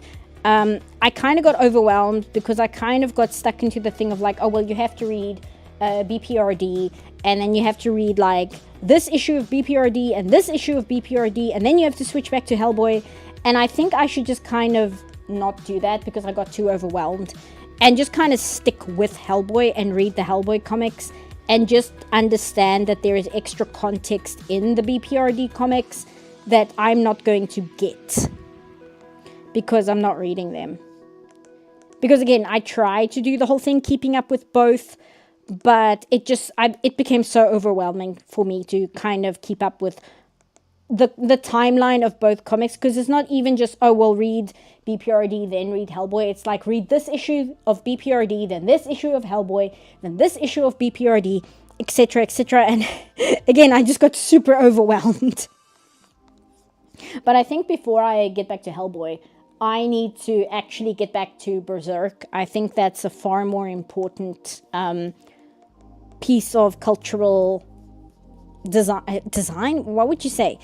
It's a far bigger part of like culture in terms of anime and just pop culture in general. I think it's far more important to kind of get Berserk under my belt as a whole versus Hellboy. Even though I love Hellboy, I think Berserk is a little bit more important. Even if I only get up to like what Miura himself wrote, even if I don't follow through with the newer content, I just think that that's like something I should be investing my time in more. Speaking of which, as I'm saying, I'm editing the video. I had a bit of a slow week this week, but I think I'm going to take tomorrow off and devote it to trying to catch up on some series and movies that I'm behind on. Because again, working in the industry, there are certain things you kind of have to have under your belt, because if your co-workers or your producer uses those things as a reference for what you should be looking at, you need to know what they're talking about.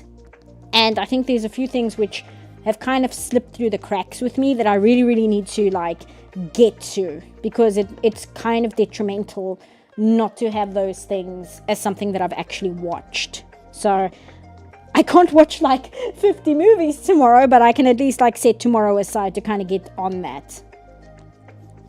So that's something I want to do. Like I said, I want to get back to Lelouch of the Rebellion, but there's like other stuff as well. Berserk is incredibly iconic, but I feel like it's about the same level as Hellboy. Yeah, like Hellboy is really good, but I don't know. I feel like Berserk, it's difficult.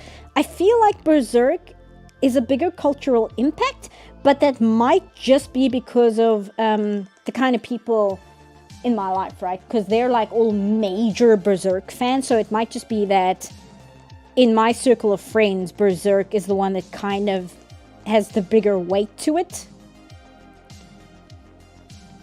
Actually, no, let's make this a straight line. Do that. There we go. Rose of Versailles is getting anime film. The character designs are gorgeous. Yes, I saw Rose of Versailles is getting I don't know whether to call it a remake, right? Because the thing is with Rose of Versailles is, due to it being the big favorite of Takarazuka, it's kind of been having remakes in play form for like the past 40 years. Hey, Blantosaur. Sorry I'm late. I forgot to set the alarm. What are we drawing today? We are drawing Hatsune Miku, but we are drawing specifically this outfit from a gacha game, because today is the 55th anniversary of the moon landing. And I've been on a Hatsune Miku kick again, and I wanted to draw something moon themed, and I thought it would be kind of lame just to draw like Princess Serenity or something from Sailor Moon again. So I thought, okay, well, let's draw Miku. Bye, Dana. Thanks for hanging out.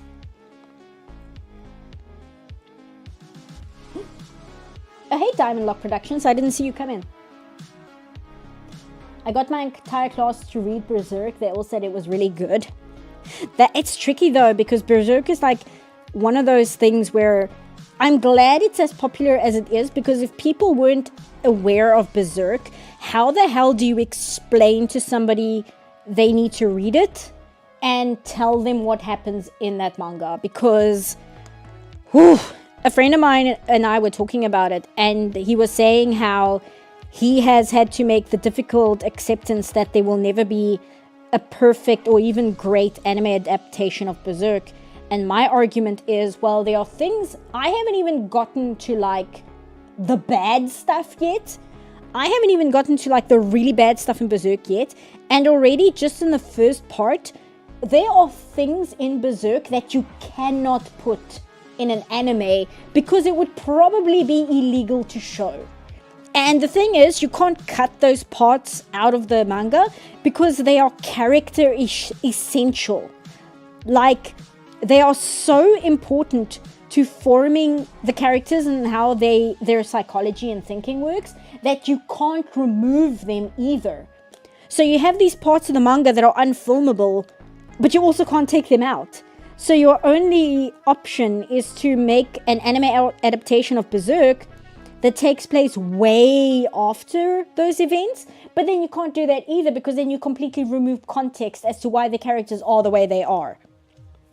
And then people who haven't read the manga are going to be like, I don't understand why Berserk is so popular. I mean, the anime was good, but why is it so popular? And it's like, well, it's because of the manga, but you can't film the things that make it good in the manga because they're so upsetting. And again, a lot of them will probably be illegal in anime form.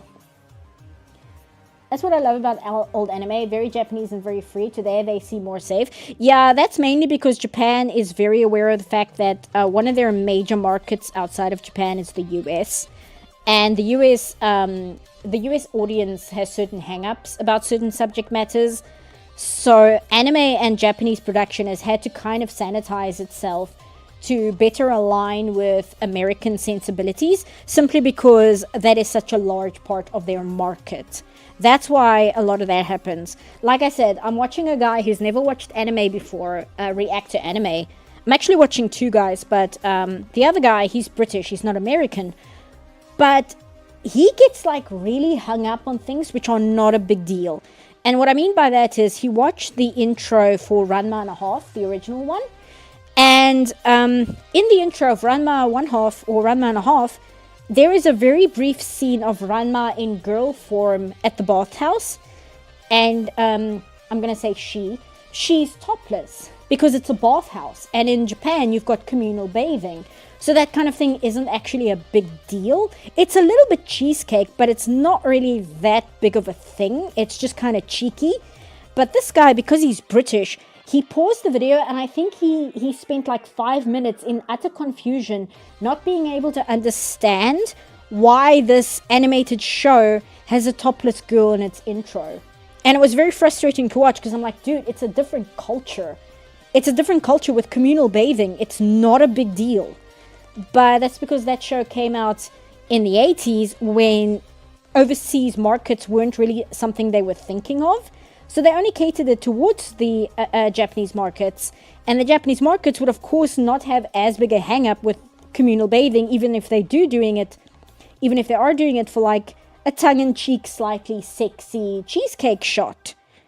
But that's something you're not going to see in modern anime because that's just not something that would be considered acceptable to an American audience outside of like an actual ecchi, right? So a lot of that, there's a lot of like sanitation that's happened in that regard, which is quite sad because yes, you can argue, oh, well, why do you want to see like a topless girl in the intro? It's like, it's not about that. There's a lot of like things you'll see in old anime, which are very indicative of Japanese culture, specifically Japanese culture. And a lot of that has been completely removed and just gotten rid of. And to me, that's extremely sad because in a way, you've really lost a lot of Japanese culture in their own entertainment industry just because it doesn't translate well to American audiences. And I find that very, very sad. There's a lot of like styles of comedy. There's a lot of physical comedy and things like that. There's a lot of communication of why something is funny or why certain things happen. There's a lot more references to like traditional Japanese foods, traditional Japanese styles of dance, Japanese sports celebrities and things like. A lot of that is in old anime and you rarely see it in modern anime at all. And it's just because, well, they're also thinking of the American market and they don't want to alienate those people. And I just find that very sad, because even though I understand it from a business aspect, I think it is very sad that they've kind of sanitized their own culture within their own entertainment industry to cater to an international audience. That's it's sad. It's sad. I don't think it's like something that I'm going to beat my chest over and start like a campaign online or whatever. It's just an observation where I'm like, I do think that is a shame and a pity, especially as somebody who likes older anime, but also really likes history.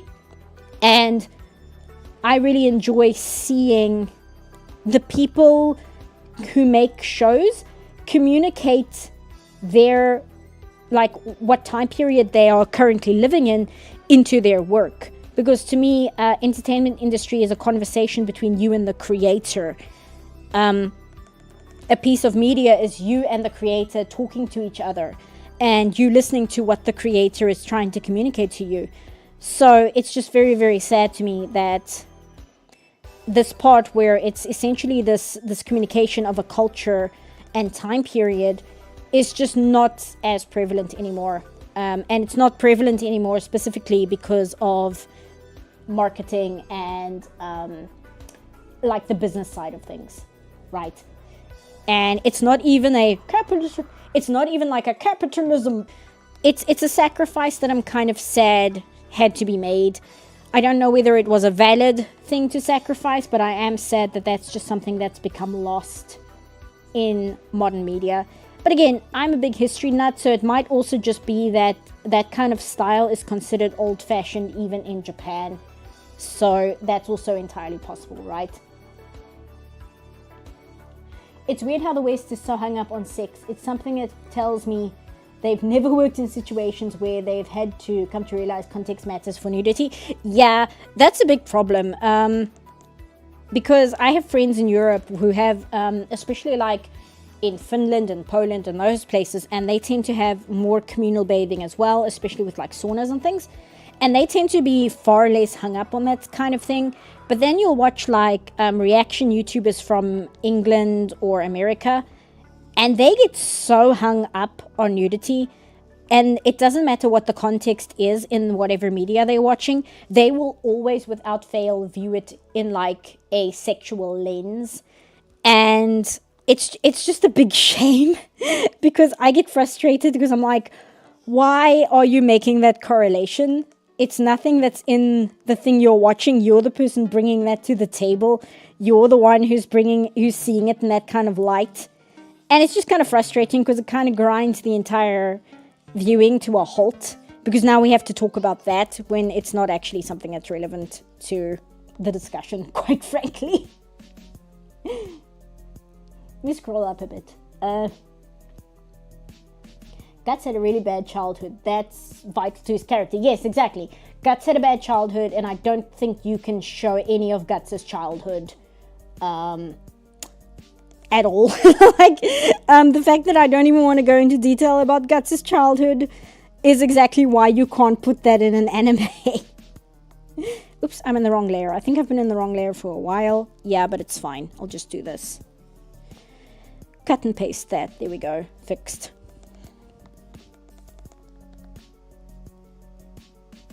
Do that. I'm going to be honest, I've been one of those types of people for a while. I'm scared to ask for the clarification. The 80s anime did, just not in express detail. I'm guessing you mean like the kind of cheesecake is the word I use for it. Hey Tridale, got chat finally working. Hey Superv, currently 10 minutes behind and catching up, but have you heard any Kasane Teto songs, especially after she got adopted by Synthesizer V a year ago? I have not, but I do want to hear the song she did with Hatsune Miku recently called Mesmerize, because I'm seeing a lot of fan art for it, and it's made me curious. I've known about Teto for since 2007, so I know who Teto is, but aside from Triple Baka, I'm not super familiar with a lot of her songs. If you're not into Vocaloid, Teto is kind of like the free version of Hatsune Miku. She's not as robust, but obviously because she's freeware, she has her own fans and stuff, just because she's a lot more accessible than Miku. And because she recently got adopted by like a real quote-unquote voice bank company, she and Hatsune Miku had like an official crossover recently, which had like a lot of Vocaloids fans completely lose their minds. Because that's like something that's been a dream of people, to have like an official crossover for like, what, like 12 years or something. I was referring to the people who don't take well to nudity stuff you were talking about earlier. Okay, I see. I think also, in like your defense, however, I think it's a difficult cultural wall to break through, right? I think that's also part of it, and I think that's also why when I watch like British and American people react to things that are not from the West, I think that's why they will get caught up on it for such a long period of time. Whereas I'm sitting there and I'm like, yes, I know, can we please move on? This is really not as big a deal as you think it is. I think it's because it's a very big cultural wall to break through, right? It's difficult, especially if you're reacting to something for the first time. You've never really experienced something like a different culture of this kind before, to separate your own cultural experiences and just kind of absorb yourself. No, what's the word? Absorb yourself. Immerse, that's the word I'm looking for. Immerse yourself in this other culture's views on nudity and things like that, right? So I kind of understand why it can be difficult. It's just very tiring. And I think it's mainly tiring because I'm speaking specifically from somebody who watches reaction channels. And it's really, really tiring is the best word. It makes me physically tired to see somebody sit there, mouth agape, go on and on for like 5 minutes as to why they can't understand why there's 0.2 seconds of a topless girl in an anime intro that's like in a bathhouse. It's like, dude, maybe context clues can help you figure out why that's there. Just so you know, my very first anime was Fist of the North Star. Oh, that's an introduction and a half. So I grew up in an era where ultraviolence and nudity were very common in anime. Yeah, no, that's a hardcore one to start as your first anime. Good grief. That's like baptism by fire. My first anime, how would you classify that, guys? Would you classify your first anime as the first anime you watched knowing it was anime, or the first anime you watched not realizing it was anime and just kind of thinking it was another cartoon? Like, how do you guys classify that? Because that's always the problem I run into when people ask, like, well, what's the first anime you watched? And I'm like, okay, well, there are two camps here. You need to clarify what question you're asking, because there are two answers to that. So I'm curious what you guys think in terms of the first anime you ever watched.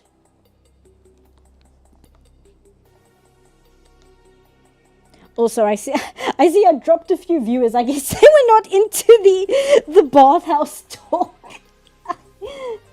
Not realizing. I've seen two people say not realizing. Another one says realizing. Sorry if I missed part of the convo, just dropping my own 2 cents. I'm assuming y'all are talking about anime, but I think you can apply it to lots of media. French TV, anime, kung fu, wushu, etc. Yeah, that's true. I don't think knowing it's anime matters.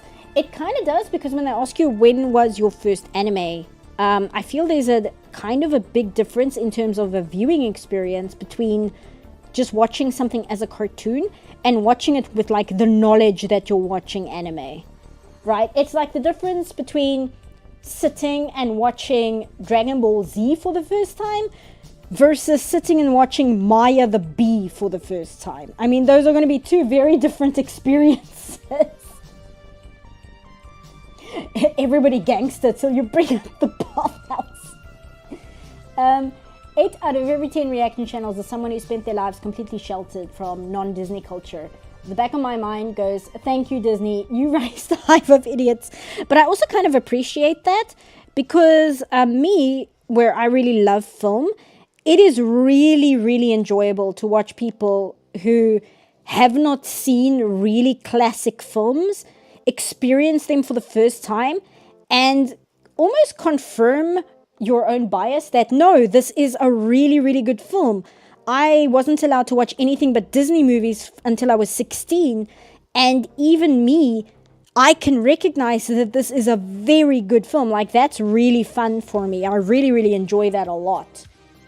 And a lot of people, they're like really, really open-minded. I think anybody that sits down and goes, I've only watched Disney my entire life. I want to experience movies that I've never seen before, and I'm going to make a YouTube channel about it. I think that alone kind of indicates that even if the person doesn't have a wide experience, they have the desire to broaden their experience. And I think the simple desire to wanting to broaden your horizons kind of is it's a good indicator of the person themselves, because it shows that even though they haven't broadened their horizons yet, it might not be because they themselves are keeping themselves sheltered. It might just be from circumstances out of their control. Very often parents who won't allow exposure to other more extreme forms of media or more different forms of media. And I say this as somebody who have family members they kind of do that with their kids for various reasons. And I don't think you can always... You can't really always blame the person for not exposing themselves to more kinds of media if it's coming from upbringing, right? But not giving it a chance because it's a cartoon, that's infuriating. Yes, no, that is infuriating, but that is a conscious choice that the person is then making themselves. Whereas if it's somebody who hasn't seen anything but Disney, but they're now making a YouTube channel specifically to explore more film, that is more somebody who is open to more forms of experience and different forms of media and stuff. It just kind of already indicates that the person is opening themselves up to different things, even if they haven't experienced them before. But like I said, my frustration is when they encounter something which is inherent in the media they're watching because it comes from a different culture in a different country, and them getting so confused by it. It's not even that they get bent out of shape by it, it's just they get confused and they're like, but why is this here? Like, that's frustrating to me, because I'm like, because it's from a different country, dude. It's in there because it's a different set of society. It's a different societal structure. I don't understand why you're so confused by this. I feel you on watching first-time reactions to classics. I watched Fight Club for the first time last year, but lots of my friends had already seen it because it's a somewhat old movie. But a few months later, I was stuck in bed with food poisoning. Oh, I'm sorry. And I watched a first-time reaction to Fight Club. Seeing someone having all that same reaction I did was so much fun to watch. Yeah, exactly. Like, it's just really, really enjoyable. I am picky with reaction channels, though, because I know that there's one or two big ones where the reactions they're not really fake, but they're played up, and they will shill for certain companies because they want the merch, they want like the kickbacks they get from the bigger companies because they say positive things about the thing they're watching, and that's really frustrating. There's a very big channel. I've used clips of theirs in my videos just when I want to illustrate what a reaction looks like. But they very famously will watch anything from Star Wars, no matter how bad it is, and they will just like, oops, tablet died again. And they will just like lose their minds as if it's the greatest thing they've ever seen in their life. And it's because they're obviously getting some incentive from Disney themselves to, have a positive reaction to their content because it's free marketing. And I tend to avoid those channels, even if they have a very large fan base or they're like over 1 million subs and such, because I'm looking for sincere reactions to movies and films and TV shows. I don't always want somebody just to love something because I like it. And that's why I like people like Ashley Burton, because very often she'll not enjoy a movie that I really like, but she'll be honest as to why she didn't like it. And even if she's not super into the movie, she will still sit there and engage with the movie as she's watching it. She'll give it a chance.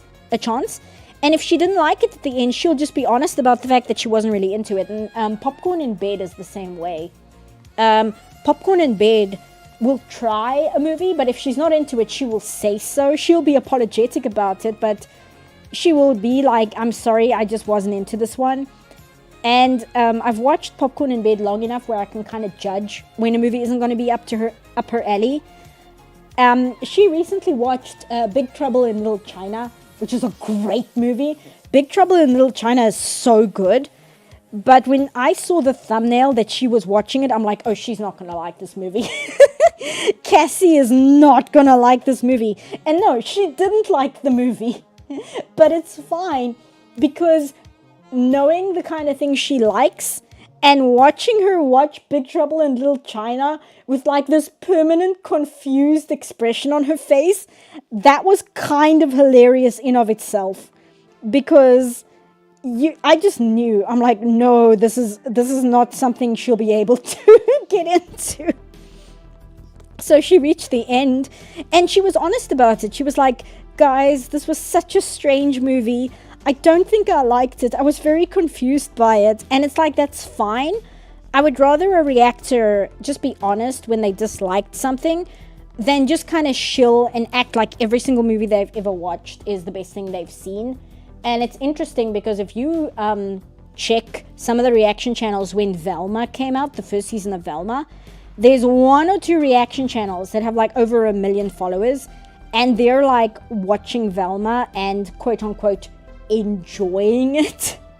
And their dislikes are like, the ratio on the like to dislike is so bad. And it's because, again, they're shilling. They're not actually engaging with the material. They're just behaving as if they like it because they don't want to piss off like HBO Max, and they don't want to piss off Disney because then they might lose a sponsorship or like kickbacks or like free tickets to Disneyland or whatever it is they get given for these things, right? About to drop a hot take. What you're describing with Trouble in North China was me, Trouble in Little China, but yes, was me with Interstellar. It's seemingly a universal masterpiece, but I just can't understand why. Interstellar is a movie that, it's an interesting movie for me because I didn't enjoy watching it, but despite me not enjoying the viewing experience, I could still say that it's an extremely well done movie. Like, it's a very, very good movie. I just didn't enjoy the experience of watching it. And that's the best way I can describe it, because it's not even like I'm trying to figure out why people like it. I fully understand why people like it, and I fully understand why it's a good movie. It's just that it's not something I sat down and enjoyed watching. And there's a few movies like that. Because like with Interstellar, sorry, it's been a while since I watched it. The atmosphere, even though I didn't enjoy it, I could understand why that atmosphere really drew people in. And I can understand why a lot of the concepts of that movie, especially regarding time, was extremely appealing to people. Like, people really enjoyed the way it worked with time and like theoretical physics. People were really, really big fans of that. Yes, I do have stabilization on. I think I'm going to have to use the pen tool. Sorry. Like, I understand why it was super appealing to a lot of people. It's just that I didn't have fun sitting down and watching it. But I can understand why other people do. Let's do this. Oh, that's too thin. Hold on. Oh, yeah, it's like 2.5. No wonder it's too thin. There we go. To be honest, I didn't like Labyrinth when I saw it either, but after their video, I decided to rewatch it and honestly loved it. Not the best I've ever seen, but I enjoyed it. I really like Labyrinth, but I do agree that it's not like the greatest movie I've ever seen in my life. However, I watched Octocruel. I really like them as well. They loved Labyrinth, and even more interestingly, they loved Willow. Now, Willow is not a good movie. Willow is a borderline bad movie, but it was so up their alley that even before I watched their reaction to it, I knew that they were going to really enjoy it. And again, even though it's not a movie that I particularly like, it's just fun to watch somebody like unapologetically be into something and be able to explain why they like it and why it was something that they really loved. And in their case, it was because they really like movies like Labyrinth. They really like The Dark Crystal, both the movie and the TV show. So when they watched Willow, I was like, oh no, this is completely up their alley. It doesn't matter that this isn't a good movie. This is so tailor-made for them. It almost doesn't matter what's wrong with the movie because they're just going to like it because of what it is. I think Legend is similar. Legend is also not a good movie, but simply because of the style it has and just the entire vibe.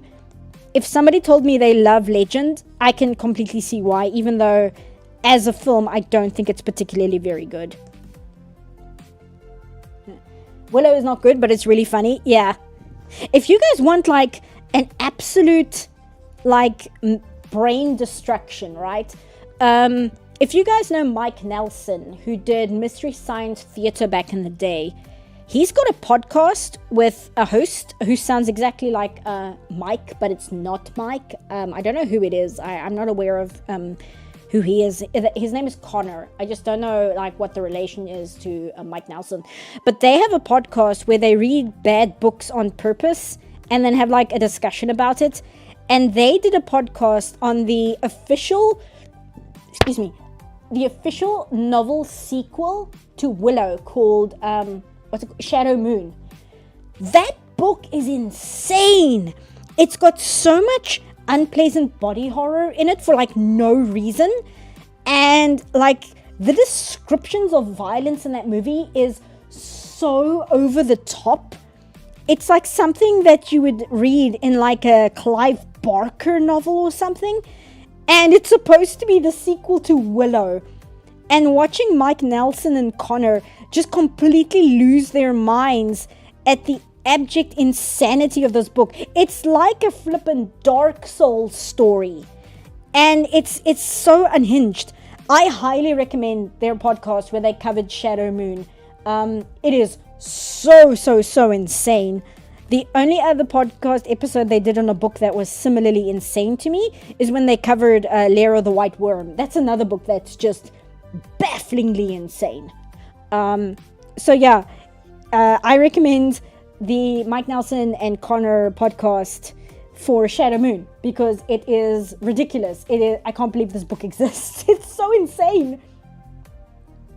Did you just say Willow is bad? Throw hands. JK, I'm sure it's aged like milk since the last time I saw it. It's one of those movies where I was saying this about Devil Hunter Yoko in the comments on my community post as well. Willow is one of those movies where it's like, this movie doesn't have to be good to be good, if you know what I mean. And I mean, I've got movies like that too, where it's like, this is a bad movie, but even though it's a bad movie, it's a good movie. And I think a good example of that is like Jupiter Ascending. Jupiter Ascending is not a good movie, but it's kind of a good movie. Lair of the White Worm.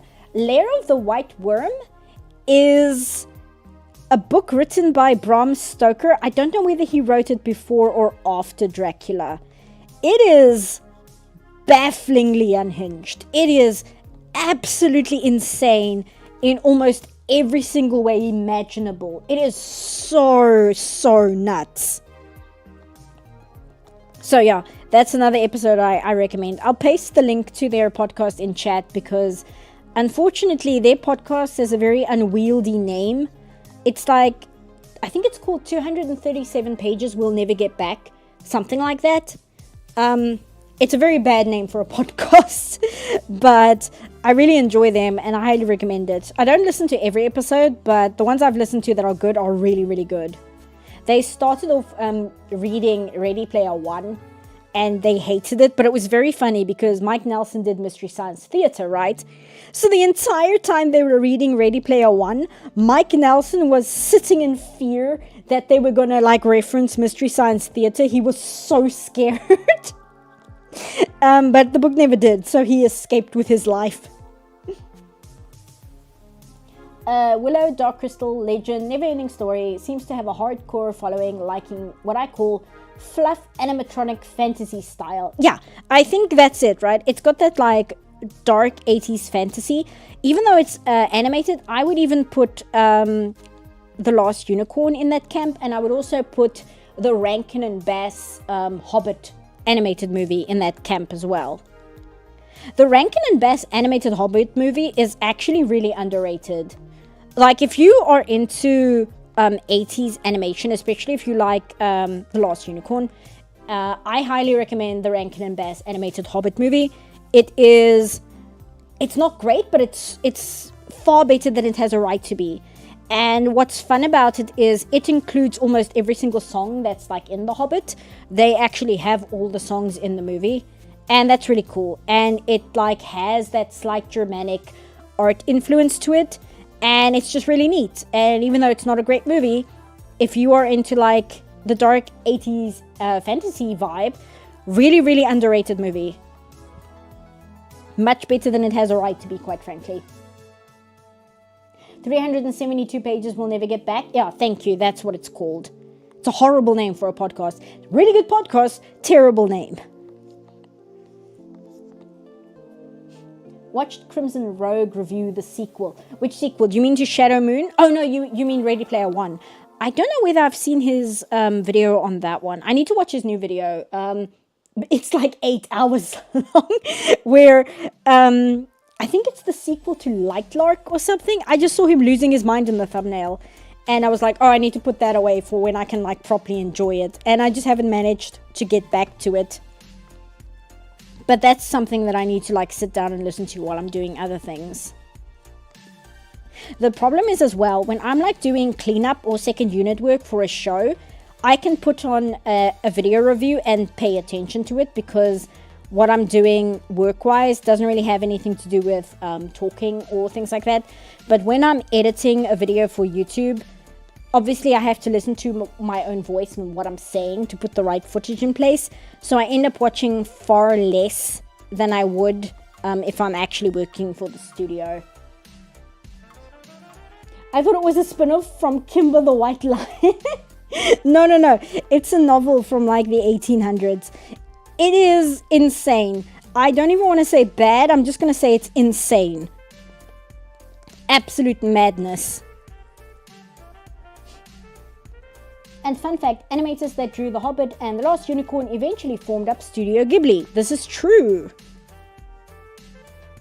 Here we go.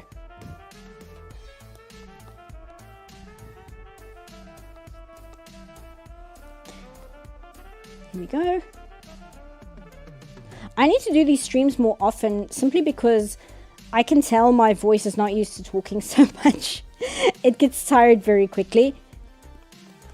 And I mean, that's no good. I need to like get better at these streams. I remember another VTuber I watch is Shy Lily. And Shy Lily was saying she was reacting to her older content. And she was saying her voice is so much higher in her older content. And it's because that was before she was streaming once a week. Cpuff, do you believe the rumor that Legend inspired the creation of The Legend of Zelda? I can see why, but I don't think so, because you know what actually inspired Legend of Zelda is Legolas from Lord of the Rings. That's where a lot of Link's inspiration comes from. So maybe Legend was also part of it, but I think they were focusing like more on like Lord of the Rings and things like that for Legend of Zelda. It's possible. I know that the are they called bokoblins in Legend of Zelda? I think those were inspired by the pig guards in Star Wars. I'm pretty sure that's where the inspiration came from there. I mean, it's possible, because if you do it right, you pull inspiration from a very wide variety of sources. That's why I have such a problem with My Adventure with Superman, because they tend to draw inspirations from like a very, very small pool of references, right? In terms of visual and like storytelling and such. It's very Moblins. Oh, thank you. It's very obvious that the writers have not broadened their experience with media very much. So they kind of only pull from a very, very small range. And one thing that's very important if you're making something original is you need to have a very large variety of content under your belt that you've experienced, even if you don't particularly like it, so that you have a very large like mental library that you can pull from in terms of ideas and concepts. So I think Legend of Zelda has such a large pool of things it pulled from in terms of Western fantasy that even though you can point at things that are specific, like Legolas from The Lord of the Rings, at the same time, maybe more so in modern time where Link looks a lot more like Legolas, but if you look at Link's original design for the first Legend of Zelda, you wouldn't directly compare him to Legolas. His design is different enough where it doesn't feel derivative.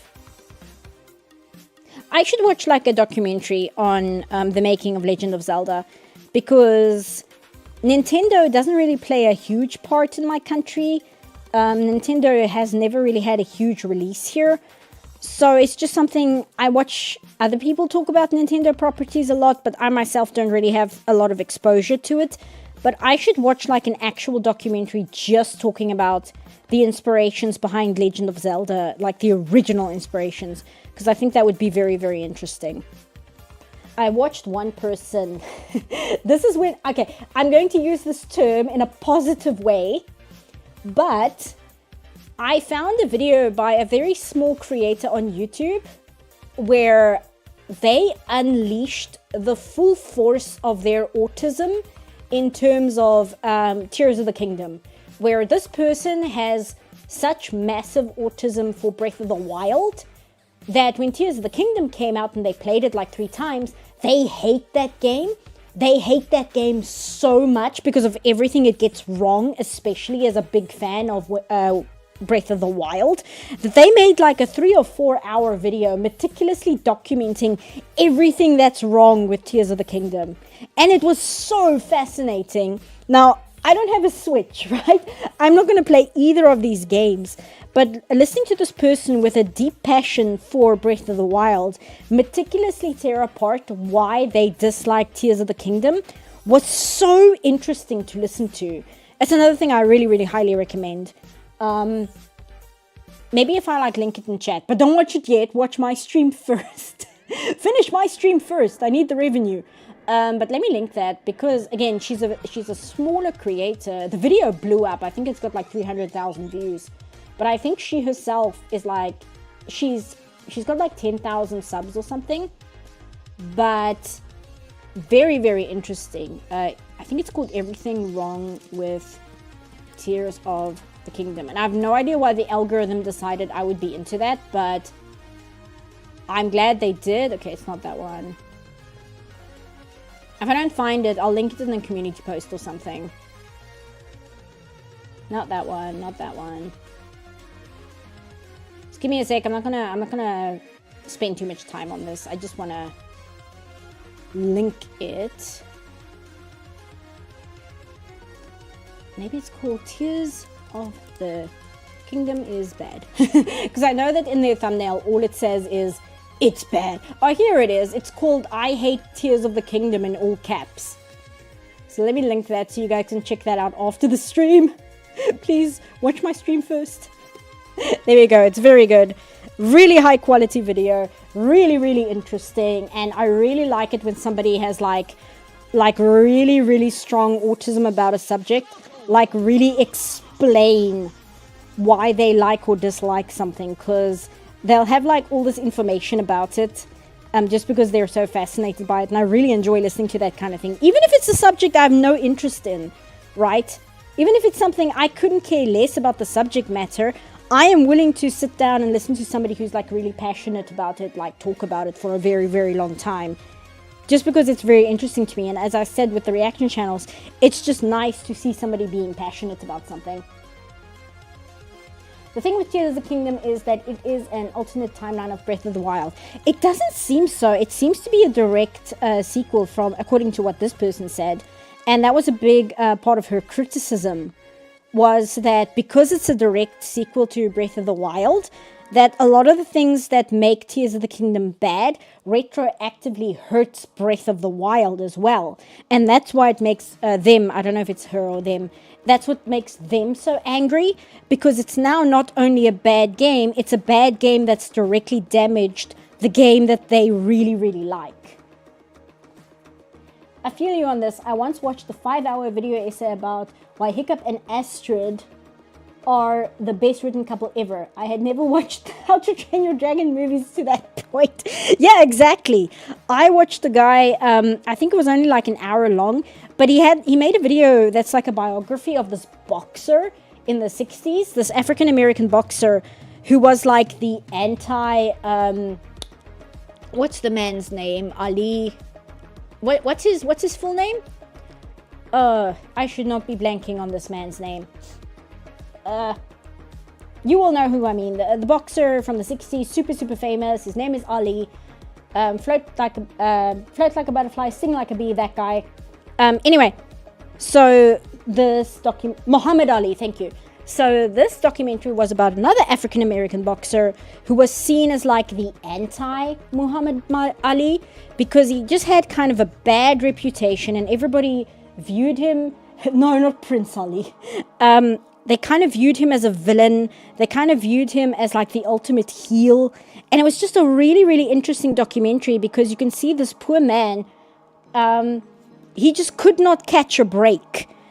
And it's very interesting how that bad boy persona followed him into real life, and how every time he kind of tried to break out of it, it's like his public image dragged himself and his personal life back down, because whenever he tried to be a better person, the public rejected it. Very, very interesting documentary that somebody made on YouTube. And I don't care about boxing. I can't explain to you how little I care about boxing. But I watched the entire documentary. It was fascinating to me. It's like why when Implement, every single time Implement puts out a video, doesn't matter what it's about, I will watch the entire thing. I will watch it multiple times, just because I absolutely love the way Implement writes his scripts. I don't think it's a way I could ever write scripts, and I think if I tried, it would come across as pretentious. But just Implement's style of writing is so impressive to me. It's so engaging to listen to him talk about literally anything. So if you guys don't watch Implement, that's another one. He did a video on NASCAR. He did 3 videos on NASCAR, actually. But he did a video on NASCAR, specifically the Talladega racetrack. I think I've watched that like 7 times or something. Really fascinating video. He recently did one on the 2 tornadoes that hit a town in like Tennessee or something. 2 F5 tornadoes hit this town in Tennessee, like within 5 years of each other. That's a super interesting video. He just did he did a shorter video on a race that happens in Europe, and the weird bad luck that Mercedes has had with that racetrack. Also a very interesting video. And again, these are subjects I have zero interest in. I have absolutely no interest in racing. I don't have any interest in NASCAR. But Implement's videos are just so interesting and engaging that I will watch them multiple times over, just because I really like them. And it's fun to watch people have passion about things, even if I don't care about the subject itself. A well-made documentary is fascinating, much like how sports anime can pull in people who hate and despise the sport. Yeah, exactly. I mean, I've had that with sports anime as well. Sport anime I really like is Big Wind Up.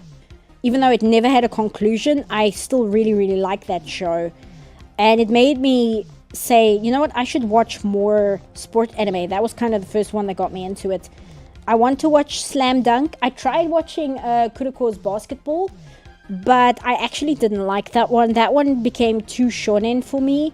Just in the style, the way it presented the sport itself, it became, even though it was presenting itself as if it was just basketball, it went into like shonen territory where the basketball players had like almost supernatural abilities in the way they played basketball, and it just became too much for me, and I'm like, this isn't really what I'm looking for when I'm watching a sports anime. But I want to watch Slam Dunk. I don't think there is an anime adaptation of Real, which is about, I don't know the official word for it. It's basketball, but it's for teams who are in wheelchairs. I don't know what the actual term is for that. The guy who did Slam Dunk did a manga series about that version of basketball specifically. It's very good, and I'd love to see an anime version of it. And I need to get into like the baseball one. There's a very famous baseball one. It's like Ace of Diamond or something. That's the other one I need to watch. Sports anime is really good. They can be really, really good. Are there any good fencing anime besides Utena? The one that's on my list that I need to get to is called Bamboo Blade. And it's not fencing so much as it is kendo. And it's kind of a cute girls doing cute things anime, but it's specifically about kendo. So I know that exists. I'm sure a fencing one exists as well. But in terms of just swordplay in general, I know for a fact that Bamboo Blade was highly recommended to me. I don't always like cute girls doing cute things anime, but I do like sports anime and I do like slice of life anime. So if a cute girls doing cute things anime can hit those two things well, then I don't mind it as much. But like, I really didn't like K-On! K-On! Wasn't for me. But I've seen other anime, like I really like Lucky Star, which is just a straight up like slice of life comedy. There's like no plot to that anime whatsoever. And I think that's why sports anime is also appealing, because it's like a slice of life anime, but then it's got like actual stakes and high drama to it as well. But yeah, sports anime is something I really want to watch more of. But as I said earlier, I want to get back to watching Lelouch of the Rebellion, aka Code Geass, because that's really something I need to get under my belt. It's really embarrassing that I haven't finished it yet. And I started watching Macross 7 after I watched Macross Do You Remember Love, which I really liked that movie. It was very good. So I started watching Macross 7 because I'm obsessed with the song. That's like the main song in that show. But I'm on episode 5 and nothing much has happened yet. It's a little slow so far. So I'm kind of losing a bit of patience with it, but I'll see how long I'm able to stick with it before I decide to switch to a different Macross. Because it might just be that Macross 7 is the thing I'm having a problem with and not Macross itself, because I saw online a lot of people were saying Macross 7 is like, quote unquote, the bad one, but I tend to not really believe people when they say something is the bad one, because very often I will enjoy it anyway. Have I considered doing watch parties? I haven't, but I'm always worried about like copyright, especially because even though my channel is very, very small, I still want to kind of invest in it, right? And I'm worried for like copyright reasons of like doing anything that might jeopardize it. And when it comes to Discord, I'm scared of like opening a Discord server because I've heard such horror stories that happens to people who have Discord servers, and like the wrong kind of people end up becoming members, and then you're faced with like a massive scandal just because the wrong person ended up in your server, and that can like really, really hurt your reputation even though it's not your problem. Oh, thank you for the super chat, Michigan. Real made me cry 3 times. Yeah, Real is the wheelchair basketball anime. It's really rough. Thank you, Avina. It's a really rough watch. It's really, really hard to watch in at some points, as it should be, because you're watching a handicap sport. But that one can be extremely difficult to watch. It's very good though. I was sad to hear that the guy who does the manga, Inoue, apparently he's given up doing Vagabond because he became so stressed out about writing Vagabond. He couldn't keep doing it, which is super sad because Vagabond is like one of the best looking manga I've ever seen in my life. But I can also understand writing a manga which is a real it's almost like a historic manga about a real person. I can understand how that would be daunting, especially when the person you're writing a manga about is like a national hero, like a cultural icon of your country. I can imagine how at some point you burn out just because you're so scared of the entire nation disowning you because you represented the national icon accurately, but they didn't like it. You can just do it in Discord. Yeah, but as I said, I'm scared of like the wrong people getting into Discord in a way that's like associated with me, because I've seen so many people have to deal with scandals like that, even though it wasn't their fault. They're held accountable if like, like certain predators come onto Discord and then they'll be like, oh, this person found their victims by being in your Discord, and then it becomes like a reflection of you, and like it can hurt your reputation even though it's completely out of your control. And also I have a tendency to like overthink things. So that's something I'm stressed about, but mainly because I overthink everything that can go wrong. Like I'm very scared of like all the ways that something bad can happen. What about on Twitch? I'm confused because apparently this one person I watch does watch parties on Twitch. What is Twitch's thing with like copyright? I'm gonna have to look into that, because I couldn't understand how this guy could do anime watch parties on Twitch, because I'm like, doesn't Twitch like automatically flag you for copyright if you do that? That's very strange to me. I don't understand how that works. I'd have to look into it. Twitch is a little funny in my country. I don't know if it's because we're so far away from the States. Streaming on YouTube works very well. Even watching streams on Twitch can be a little weird, where Twitch will just decide to stop buffering. It's very strange. And it seems to be a problem that, quote unquote, only I have, which makes me think it has something to do with like where I am in the world, and like to do with like international internet and stuff like that.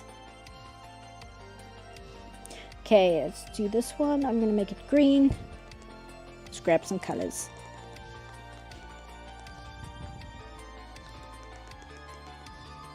Wasn't Gandhi dropped from Clone High because he was depicted accurately at that age? No, it wasn't that he was depicted accurately.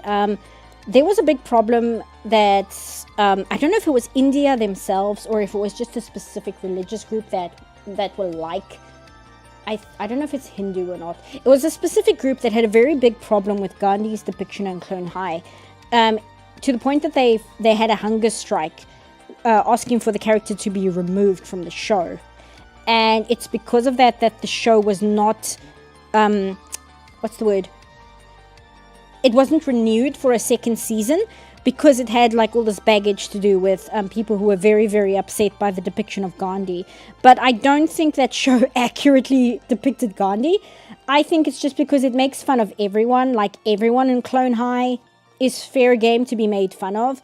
But specifically because Gandhi is so important to India on a level that borders religious, a lot of people had issues with how he was depicted in the show.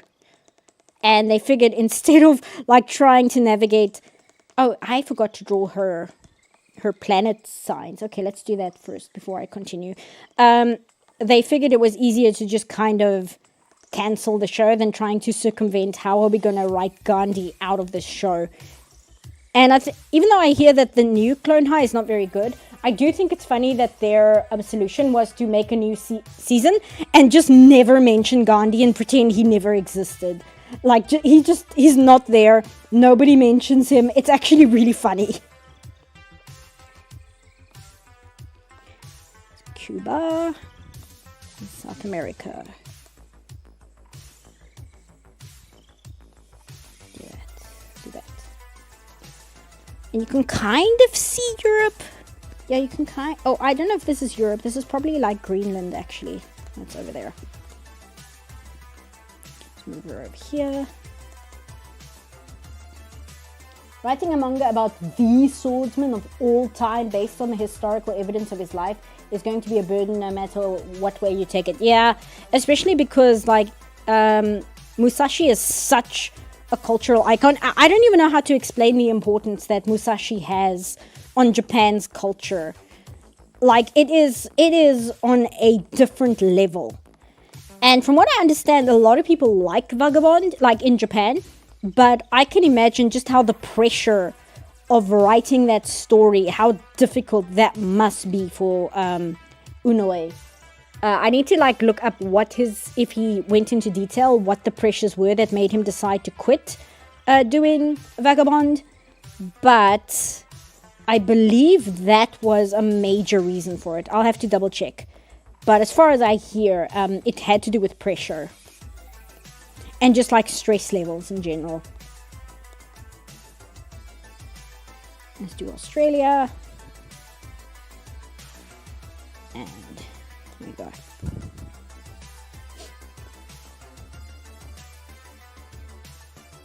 Oh, he actually does appear twice, still frozen. That's really funny. It's like, should we do something about that? Nah, just leave him there. It's better this way. CPuff over things? No, CPuff speaks in short sentences.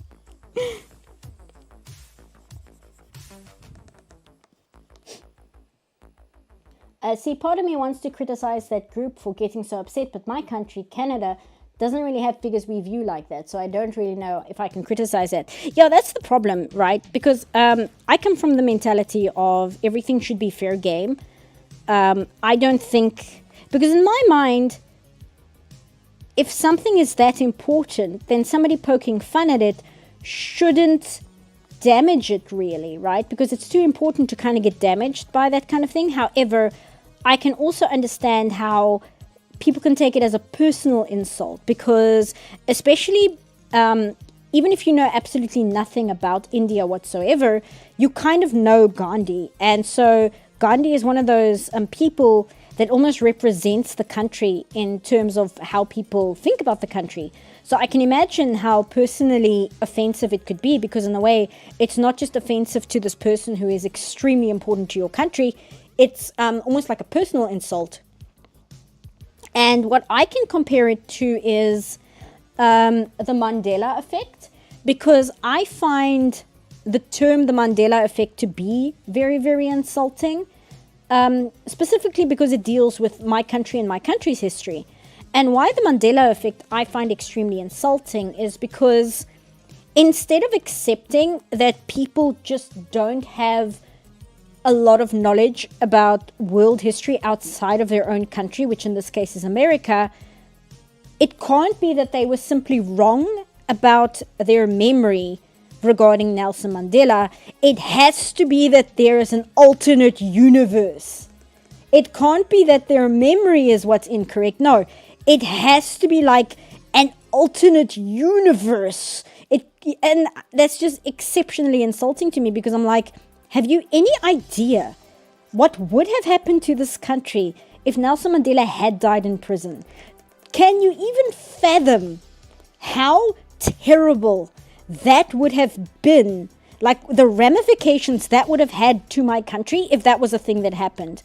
But they don't think about it that way. They just think about it as like, oh, well, I heard he died in prison, so that must mean that my memory is different because of alternate universes. I'm like, bro, no, it's just because you're ignorant.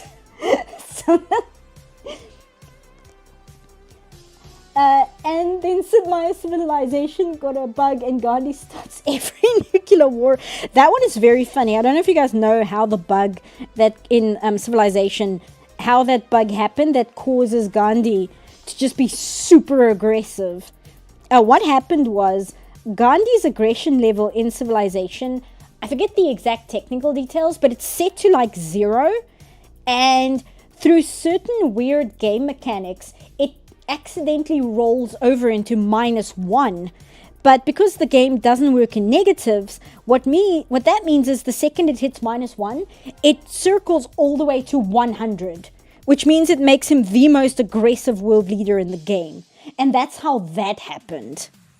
It's really funny. At least that wasn't like conscious effort. That's just a very, very strange bug that happened in the game because of the way they programmed it. Have they bugged that out? Is that like still a bug in the game? Because it's like, okay, that's something they should bug out, but at the same time, should they bug it out? Should they update the game to remove that? Because it's so iconic of the game now. Like, everybody knows about that bug. It's so iconic. Do you remove it? Because I can see a lot of people being upset if they got rid of that bug.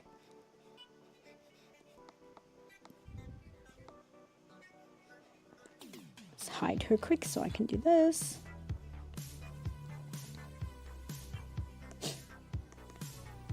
India is very protective and very attached to its historic figures. For them, Gandhi is a vitally important figure who they've attached much of their cultural identity. Yeah, exactly. And it's difficult, especially if you explain to Americans, and this isn't an insult at all. Americans have no problem with criticizing or quote-unquote making fun of their world leaders. They just don't see it as a big deal. So sometimes it can be very difficult to try and explain that in other cultures, certain historical figures are kind of just... It's not that you're not allowed to make fun of them. It's just that there is a level of insulting that happens when you do it. And that can be difficult to try and explain because America doesn't have that problem, quote unquote. I don't know I don't know whether it's a problem or not, but they just don't have that hang up where, there is a cow so sacred you can't make fun of it. America doesn't have that. So it can be difficult to try and explain or to give the understanding that some people are just kind of not okay to make fun of a historical person or a political leader or something like that. But also, I think sometimes even if you don't understand something, you kind of just have to accept that it's meaningful towards the person. Even if you don't get it, you have to acknowledge that, well, it's not really up to me to get. It's meaningful to that person. And even though I may not understand the exact, not implications, but the exact weight of it, I kind of just have to accept that is something that's important, even if I don't really understand why. And I think that's difficult because, I struggle from that as well, where I'll hear something is super important to a culture, and I'll be like, but why? That's such a stupid thing to have a hang-up over. So I'm semi-preaching, but at the same time, it's something that I myself am guilty of. Hide that. No. Yes. We can move the reference material out of the way again. There we go. It's just Mandela gets carry the name of the effect because of how it started. We could call it the Berenstain effect, but that's more wordy. I made a joke that we should call it the Abraham Lincoln effect because I wanted to kind of flip it on its head and be like, well, I heard in school that Abraham Lincoln survived being shot in the head. Just to kind of try and communicate how annoying it is. But then I realized, no, because Americans would find that funny. So it doesn't actually explain anything. Where on earth is this layer? Why? Oh, did I copy the layer by accident? Yes, I did. Okay. I don't know how that happened, but it's fine. Do that. It's kind of the problem that happened with Barbenheimer, where when the Barbenheimer meme was really, really big on the internet last year or so. Japan, a lot of Japanese people were very upset by it. They didn't really enjoy the Barbenheimer meme.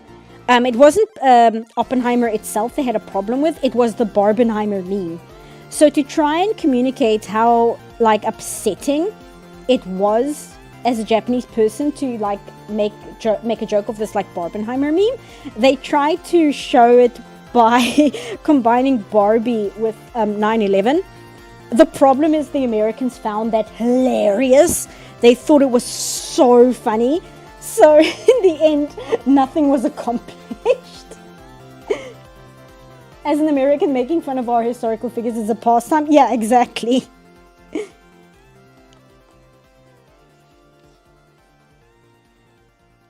Bro, Lincoln was hunting vampires as a couple.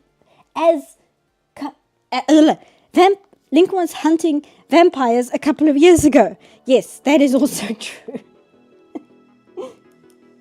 I see Monster Slurpee is lagging. Is anyone else lagging, or is that just Slurpee? Because I hope it's not me. Let me check my frames here.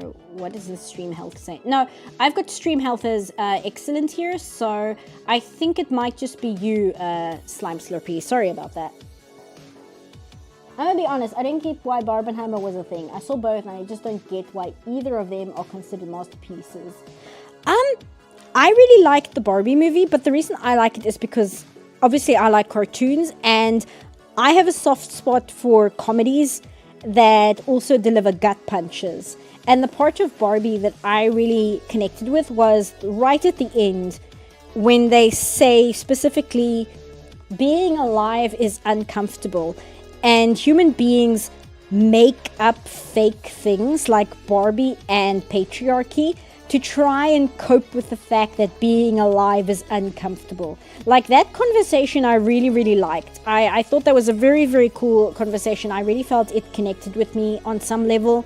And that's why I like the Barbie movie, because I like silly movies that are really dumb and have really like silly humor, but can also deliver a grain of truth to them. That's why I like the Barbie movie.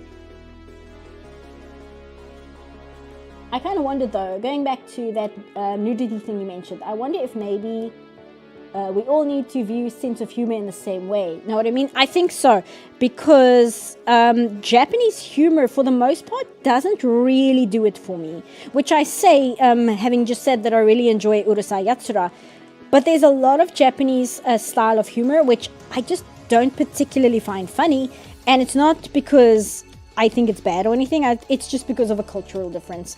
And it's very interesting because that boils down to the way that the Japanese language is structured, right? The way Japanese sentence structure works is they can't have a punchline to a joke, because in Japanese you say the subject of the sentence first. So it's very, very difficult to set up a punchline to a joke if the punchline is the first thing you're going to say. So their style of humor has evolved to focus on completely different things. It doesn't have like the joke punchlines, the setup punchline formula that English jokes and many other Germanic countries, romance languages? Like a lot of romance languages have that setup, and Japanese doesn't work like that, which has influenced how they use humor, how they write humor. And very often, traditional Japanese humor doesn't really do it for me. Sometimes it does, but very often it doesn't. And I think it's literally just cultural difference. I think that's literally the reason why. I've heard multiple times that one of the hardest animes to localize are comedies because our humor is so radically different, especially since Japanese loves puns and wordplay. Yeah, a good example of that is Crayon Shin-chan. I've watched one or two Crayon Shin-chans, but they tried to dub Crayon Shin-chan and they couldn't really figure out how. So their solution was to kind of make it an adult animated comedy. They like went the Family Guy route, where they made a lot of the jokes really crude, really adult focused. They added a lot more like sex references and things like that, for the pure fact that they could not figure out how to dub that anime. And although I don't like the dub of Crayon Shin-chan, I don't think it's a good dub at all. I kind of sympathize as to why it is the way it is, because I don't know how you get over that problem, which is a shame, because I think that Crayon Shin-chan, if I was able to understand it better, I would probably like it a lot more. I remember I had an Excel Saga box set that not just had subtitles but footnotes that explains the cultural references. Yeah.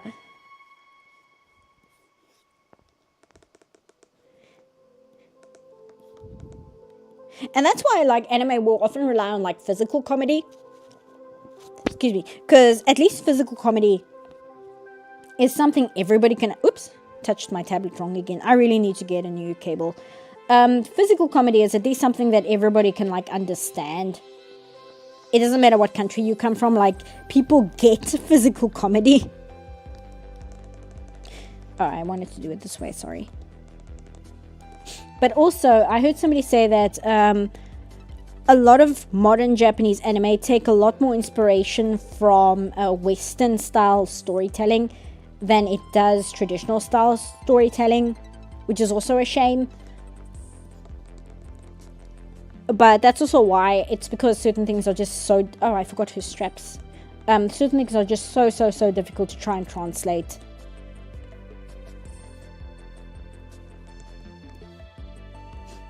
I really struggle with Japanese and Chinese puns because they're really based on how you write the word rather than how you pronounce it. So there has to be a lot of footnotes. Yeah, Afrikaans has that as well. There is a lot of jokes in Afrikaans which aren't really dependent on what you say, but in the way that you say them. Like a big foundation of South African humor is to say things in a way that's like overly formal. And I don't know how else to explain it. It's just like using words and expressions in a way that is overly formal is really funny. And I don't know how to explain that in English. Because it's more than just like being formal. It's to do with pronunciation. It's to do with structuring your sentence and all of that.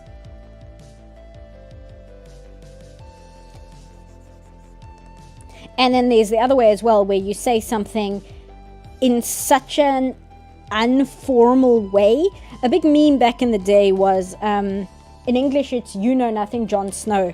And there was an Afrikaans meme of saying it in such a stupid version of Afrikaans, where it's like, I don't even know how to explain it because there's no English equivalent.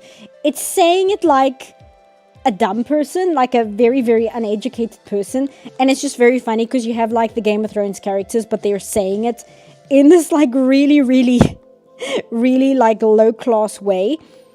And it's difficult because again, it's entirely the use of the language, and there's no real equivalent of that in English.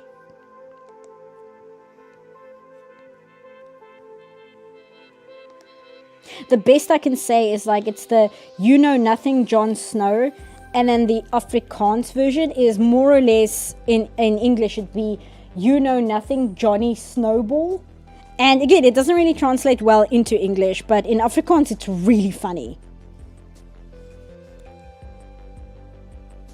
How mutually intelligible are Afrikaans and Dutch? I have not had a single lesson about how to speak Dutch, but I can read it perfectly.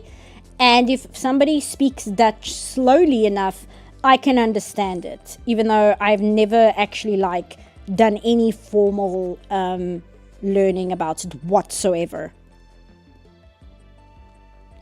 I forgot I set this on Lighthouse. I can actually just do this. I don't need to do my usual style of coloring.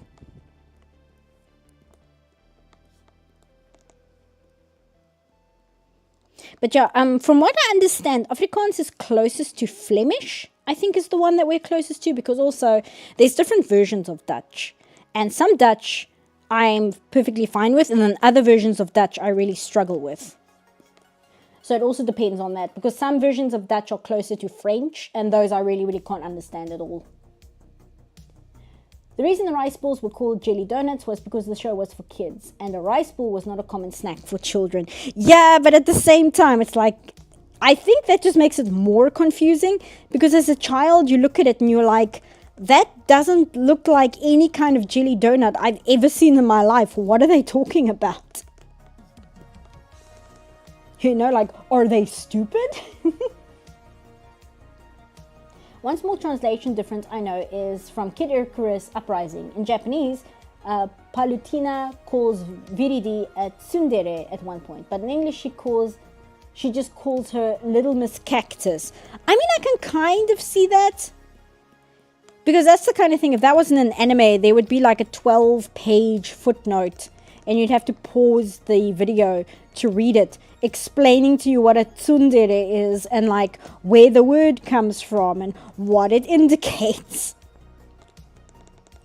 You can tell I grew up on like Sailor Moon fan subs, where like you had to pause every second line of dialogue just to figure out what was being said, because they had all these footnotes. Or the classic Death Note, everything's going according to Keikaku. I mean, that's a really good old one. Like Irish Twitter screen caps? Kind of, yeah. Let's see.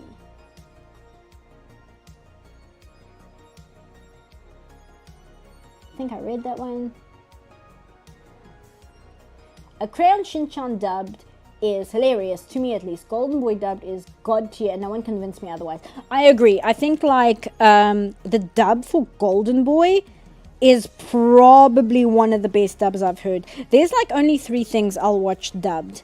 One of them is FLCL, and that's merely because FLCL is like, the dialogue in that show is so fast. It's oh, she's got a line there. It's extremely difficult to keep up with.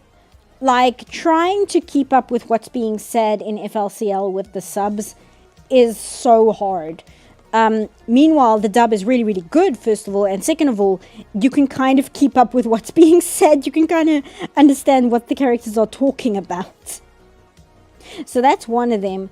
The other one is the Cowboy Bebop movie, specifically. The series I'll watch subbed. But the movie, I prefer dubbed. I just think it works better. But I've heard people say that about the show as well, where they'll watch the show dubbed, not subbed. And the third one is the first Patlabor movie. Oh, my screen. And that's because there's a lot of technobabble in Patlabor, like a lot of technobabble. So it can be difficult to kind of keep up with what the characters are talking about if it's in Japanese, because they're talking about like computer programs and very technical computer terms, and you can kind of get lost with them discussing just like OSs and viruses and different operating systems and stuff. So that one is another one where I'll watch it dub, again, just because of how fast you have to try and absorb information. And the other thing I watched dub, just because I think the dub is better, is Vampire Hunter D Bloodlust. And that's because I believe that one was dubbed in English first and then was dubbed in Japanese. And that's because of the release of Vampire Hunter D Bloodlust. Like, it had a very, very strange release. I think it was released in America first by like a week, and then it had a Japanese release. Very, very strange. Highly recommended though. Vampire Hunter D Bloodlust is really good. And I am convinced that Bloodborne took a lot of inspiration from Vampire Hunter D Bloodlust, at least visually. Hey, true, eh? FLCL is my fave anime, top tier anime, and only 6 episodes. FLCL is really good. Like, it is very, very, very good. It's interesting as well because I don't know whether they were the main writer, but I do know the writer for Revolutionary Girl Utena then went on to do FLCL. It's not Ikuhara. Ikuhara is the director. But one of the writers went from Utena to FLCL. So that's really funny to me. But it kind of makes sense. I think it's the same writer who then went on to do Oiran High School Host Club. I believe it's the same writer. They kind of have a very good grasp on writing teenagers. Like, specifically in a way that is true to how real teenagers think and feel. If I remember correctly. But I remember that being a thing. Disconnect. Or not disconnect, deselect. That's the word I'm looking for. Patlabor was also a wild dub. Yeah, like back in the day. But they redubbed it recently, and it's a little better these days. But yeah, that's a big problem with Patlabor, is just the technobabble, and it is like on another level.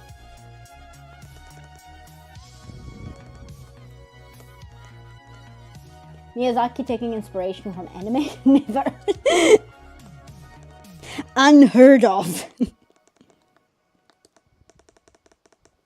But yeah, if you like look at just the visual architecture that takes place in Vampire Hunter D, I mean, it is borderline identical. Actually, let me see if I can find an image. It's almost identical to Bloodborne. Vampire Hunter D Bloodlust Castle. Because a cool thing in Vampire Hunter D is even though it's very gothic, it takes place in the future. So the castles and things are also spaceships. It's really cool. It's very, very interesting. Let's see, grab this image. Oh, don't you have a larger version of this image? I want this screenshot, but I need a bigger version of it. Ugh, maybe I'll just copy and paste this. It's fine. It's tiny, but it'll get the job done. Copy image. Zoom out. Oops. Ugh. Give me a sec. Let me just copy image. Go here. Paste. So this is like the castles in Vampire Hunter D Bloodlust, and it's not just a castle. There's like long expanses of the castles looking like this, and a very large section of the movie where you see the castles is at night. I copied the layer again by accident. So and when I saw Bloodborne, I'm like, there is 0% chance that this was not inspired by Vampire Hunter Bloodlust in some way, shape, or form. But it's the kind of inspiration that I don't actually mind, right? Because I don't like it when things blatantly rip off other things. But that's the kind of inspiration where I really, really don't mind at all. Because it's more like looking at something and understanding what it is you like about it, and then like applying what it is you like to your original thing, rather than just blatantly being derivative of the thing you like. And again, I'm going to talk about that in the new video when it comes up. Just like discussing how to find inspiration from the things you like without like copy and pasting it directly. If I may, the way the flag looks behind the moon she's holding looks a teeny bit off. Suggestion, change the angle of it and have it held by her left hand as if like a pencil. Maybe we must. Let's see if we can do that then. Oh, I see what you mean. Okay, what I'm going to do then is I'm going to cut it like that, and then put it between these two, and then change the angle.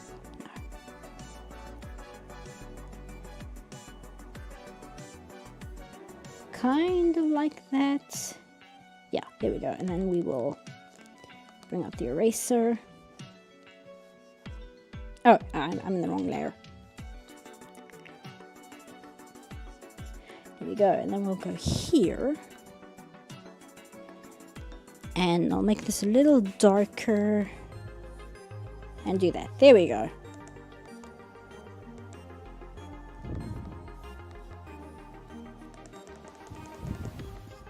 There we go. And we can merge these two layers together. Merge with layer below. Okay. This is Miku. Yes. From space. It's Hatsune Miku. It's specifically from a gacha game. It's because today is the 55th anniversary of the moon landing. And it also happens to be a full moon. I forgot to mention that.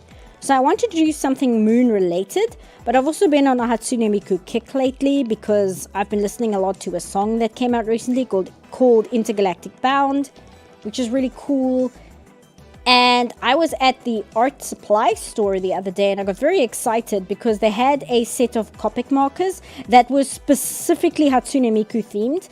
And because I'm from South Africa and we don't really get a lot of merchandise like that, it was like super exciting to see official Hatsune Miku products in my country at all. I didn't buy it because it cost a horrific amount of money. But just seeing that it was there was like really exciting for me, just because I really like Miku. Then her like weird hair, her globe holders. I do editing work from my wife's artwork, so these things stick out to me and I gotta point them out, you know. Yeah, no, I feel you. I do a lot of cleanup work for animation, so when I see things in cartoons or anime where something is colored in the wrong layer or they forgot, they like left open a small gap or something, I like zero in on that kind of thing hyper like specifically because it's my job and I don't like getting corrections.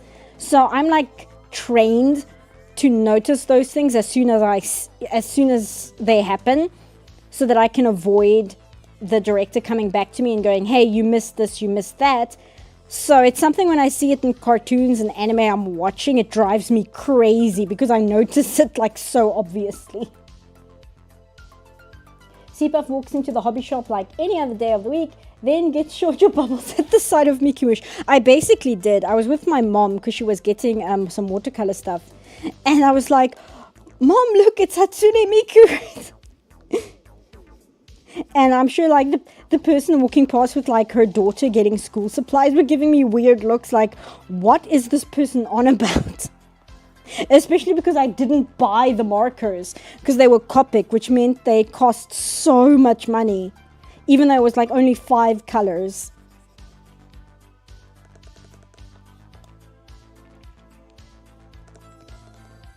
There we go.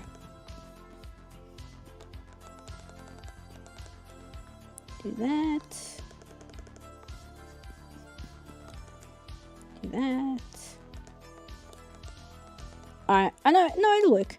I was about to say I might have to do that by hand, but no, it's fine. Okay, and the moon. I'm debating on whether to give the moon details. I'm a little afraid to, because I'm afraid that's going to take like 1,000 years if I sit here and try and render out a more realistic looking moon. So I might just like make it a glowing ball and give the impression that it's the moon by adding like a crater or two and like doing the Sea of Serenity and stuff like that. But I don't think I'm going to sit here and draw like a hyper-realistic moon. But I also didn't want to like cheat and just go find a PNG of it to put in the picture. Almost missed the stream again. Okay, well, you're here now. That's good at least.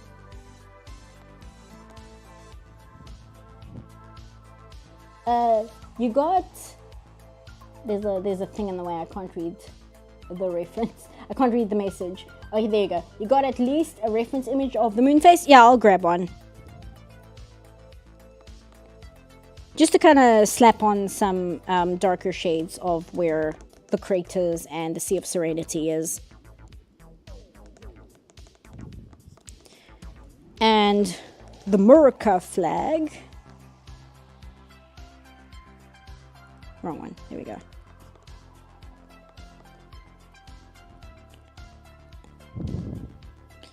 Oh no, let's do the stripes first.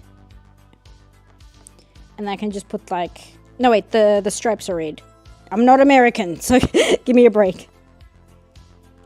It's a bit too dark. There we go.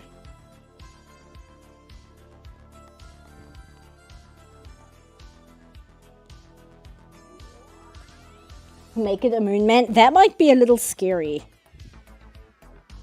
If I make it like an actual moon man. I just reblogged a video on Tumblr of somebody who made like a fake Silent Hill cutscene, and they have the moon like look like the moon from the early 1900s, From the Earth to the Moon, like that short film. It's really creepy. I like it a lot.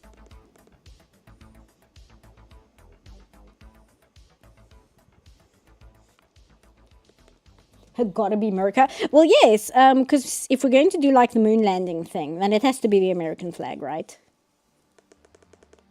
That's not great. Hold on. Let's make it follow that curve, rather. I'm not going to draw all 52 stars. I'm just going to do a few of them. Actually, let me use a brush. I'm just going to do a few of them. Just to kind of imply the stars rather than drawing them out by hand. Spray deviation. Particle size. Oh, here we go. That's fine. Good enough. It's going to be so small, like, you can't really see it. And then I have to do her eyes. I'm going to do that on another level. Another layer, I mean. 52? Are there 52? There's 52, right? How many are there? Are there 56? I was convinced there was 52. Where am I getting 52 from then? 50 states equal 50 stars, but we do have at least 2 protectorates, so kind of right. 50? Oh, because I thought there was one for Hawaii, and I thought there was one for Puerto Rico, I think it is. I remember something like that.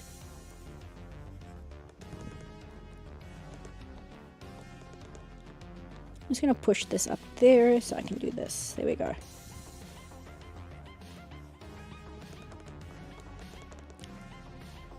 I might also give her like a slight eye. And you know what? Let's actually do that, yeah. Yes. Oh, but that's got the stroke on it. Okay, so we need a different layer. Do that. Do that. And then do that. There we go. And then we can grab that. Oops, oops, no. Do that. There we go. I was on the wrong tool, so it thought I was telling it something other than what I was telling it. There we go. Okay. Puerto Rico and USVI are just outlying territories, I believe. Yeah, I'm not entirely sure how it works. They like are but aren't.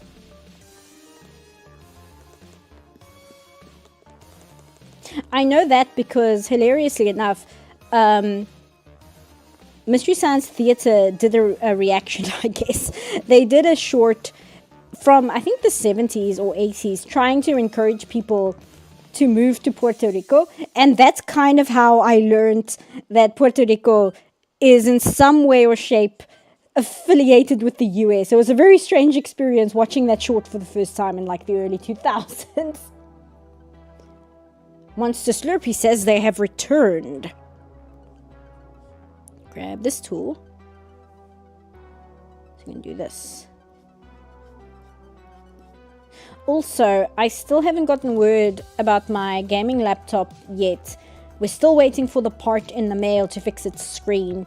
But I am getting so frantic not being able to play any video games. I'm actually going to go into the computer store during the week after the weekend, and I'm going to ask them if they can't in some way just get it functional, get the screen in a position where I can at least play, because I can't deal. I really want to play, and I'm losing my mind because my friend is busy playing her second run through of Baldur's Gate 3, and I haven't finished my first. And my friend is streaming herself playing Mass Effect 3 for the first time. And I just want to like really show people the Mass Effect trilogy and like the way I play it. So that's been driving me insane. And I'm like entering my villain arc because I can't play video games. It's very bad. So I'm going to go in and just ask them if they can't get it up like to a functional level, even if the screen isn't 100% fixed yet. Because it's getting insane. I think they didn't realize that I couldn't play it because I brought it in with the broken screen, because it's a hinge on it that's broken. It's not the screen itself. And I brought it into them, and I hadn't closed the screen on the laptop because I know that if the screen is closed, I can't open it again. And when they gave it back to me, they closed the screen. So I want to bring it back and be like, can you guys just open this in a way where it won't break the screen completely? Just so I can play. Because I am in such bad withdrawals and it's a massive problem. And I'm going to start biting people. And you can always play the Miku gacha game on your phone. Gacha games don't really work on me. I don't have that thing where I get dopamine from gambling. If I gamble, I'll gamble like once or twice, and then I'll be like, oh, I'm not actually getting anything out of this, and then I'll lose interest almost instantly, and like want to move on to something else. Like my interest just, it does not hold my attention whatsoever. And I mean, that's just me, right? I understand why other people really struggle with gacha and how they can get super addicted to it, but it's just not something that I struggle with. But at the same time, it also means that when I win in a gacha game and I get like a really cool character, I also don't like get any good feelings from that, because at the same time it's just kind of a nice JPEG. Even if they give you like stronger, like a better way to play or whatever, I don't feel any real accomplishment from it. So then that also doesn't work on me. So gacha games, just, they don't do it for me. And there's also, of course, the fact that a lot of gacha games are based on like waifus. And it's not that I have anything against waifus, far from it. It's just not something that's appealing to me. So there's just no real reward system for me to play a gacha game. Which means that entire like side of gaming is just not for me. It's just, I don't find it enjoyable. Which is kind of sad, but also it's like, maybe that's for the best. Seapuff at the computer store, barking, frothing at the mouth. Mass Effect calibrations, bark, bark, bark. Seapuff Cannibal coming to an electronics store near you. No, seriously, I am losing my mind. It is very, very bad. Like, all of my friends have to constantly put up with me in Discord, like crying over the fact that I don't have access to playing Baldur's Gate 3 and the inability to like stream Mass Effect.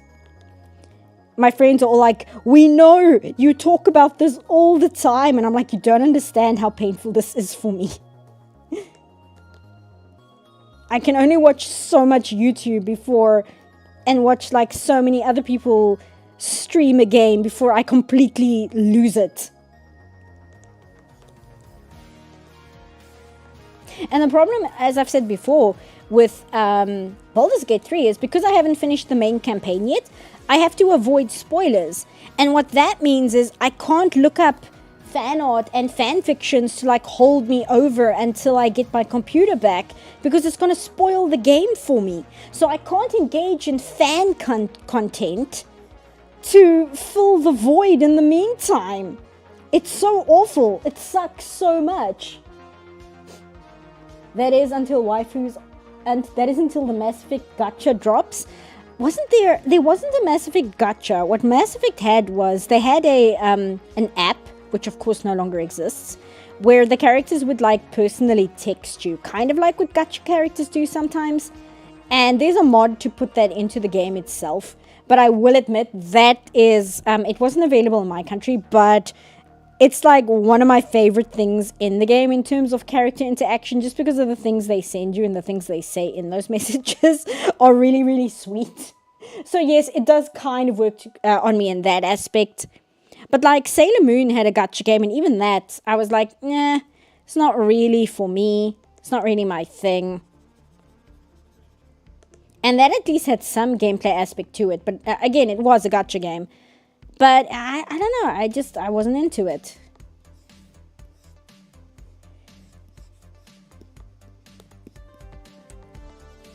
I don't want to go too crazy with the shading and stuff, but I find with skin especially, you do kind of have to shade it a little bit. Otherwise, the skin can end up looking very dead. Like very corpse-like, and you don't want that. I'll do the moon. Oops, I'll do the moon as well. Again, just to kind of give the slight hint of shading and stuff there. This one. Yes, soft and yeah. Actually can be a little bit bigger. There we go. And then I've got a brush for lipstick. Here it is. Look at this one. No, that's too dark. Ah! Too big. That's kind of cute. It might be a bit too bright though.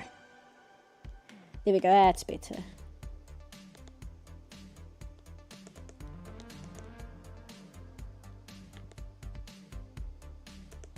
There we go. And then I can grab a slightly darker and redder shade of her actual skin, then I can just kind of make a suggestion of the top lip.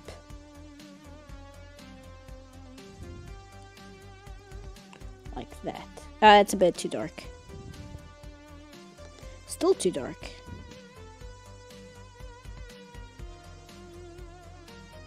I mean, kind of. I'll probably blur it a little bit just to not make it that pronounced. Again, I need to draw more waifus and like VTubers and stuff to get better at drawing like booba and female features and things like that. Because it is clearly a weak point of mine. See, and this is the result of not liking gacha games. I don't get into like waifus and stuff, so I don't feel as incentivized to draw like anime girls and like girls with like features and things. And that means that my art has now suffered for it. Because I couldn't appreciate waifus. Which part of the map is on her right bun? The right bun is... This is Australia, or at least it's supposed to be, like my rough SketchUp of it. This is Australia, which means Asia is up here. And I think this is Japan, if I know. Like, this is Japan, that's Hokkaido. And I'm not sure what that is. It's on, like, her bun here. Yeah, see, there's this... Maybe that's a piece of hair. But I think that's what that is. Don't worry, see, you'll get a grasp of booba someday. Believe in yourself. Like I said, maybe I'll draw Numi. Because also, I actually like Numi's design. Let me grab it so that people who don't know who Numi is can see. Akuma ni Mune. It's actually very good you guys can't see my screen because I don't have safe search on. And anytime you search a VTuber with safe search off, you're kind of gambling with your life. Yeah, I think that's just her default PNG. That's fine. So this is Numi. I think she's very cute. I actually really like the style that her model is drawn in. Like the way that her model makes expressions is very, very cute. It's got, I don't know who the artist is for this model, but it's very different to a lot of the other the other VTuber models. And a lot of VTubers use an artist called Two Tail, I think their name is. Or Twin, I think their name is. It's an artist and a lot of them use them because they're very good at drawing rigs. Not rigs, they're very good at drawing models. But Numi is not using that artist. And because it creates a very unique way that her mouth moves when she speaks, it's instantly recognizable because it's so different to a lot of the other VTubers.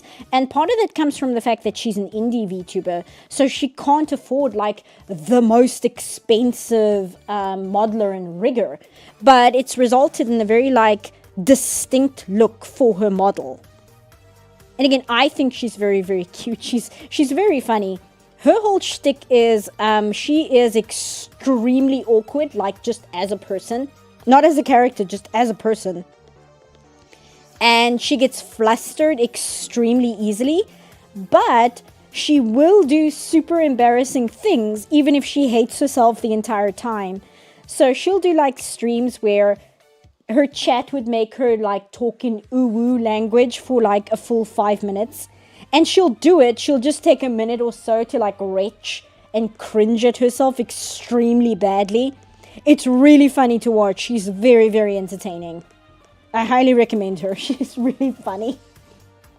In before C-Puff goes the complete opposite direction and her quest to become good at booba drawing, she becomes obsessed with booba. Nah, I don't think so. Like I said, I'm just perplexed by it because it's not attached to like the skeletal structure in any way. So it's a little formless in my head. Like I struggle to envision in my head what the anatomy is doing because the only thing affecting it is gravity. And it's just, I don't know, it's really difficult for me to wrap my head around that part of the anatomy because everything else in anatomy tends to follow along with the skeletal structure. And if it's not following directly with the skeletal structure, it's following muscle or fat that's attached to the skeletal structure. And that's how I think about anatomy when I draw it. So booba is difficult because booba is not attached to anything.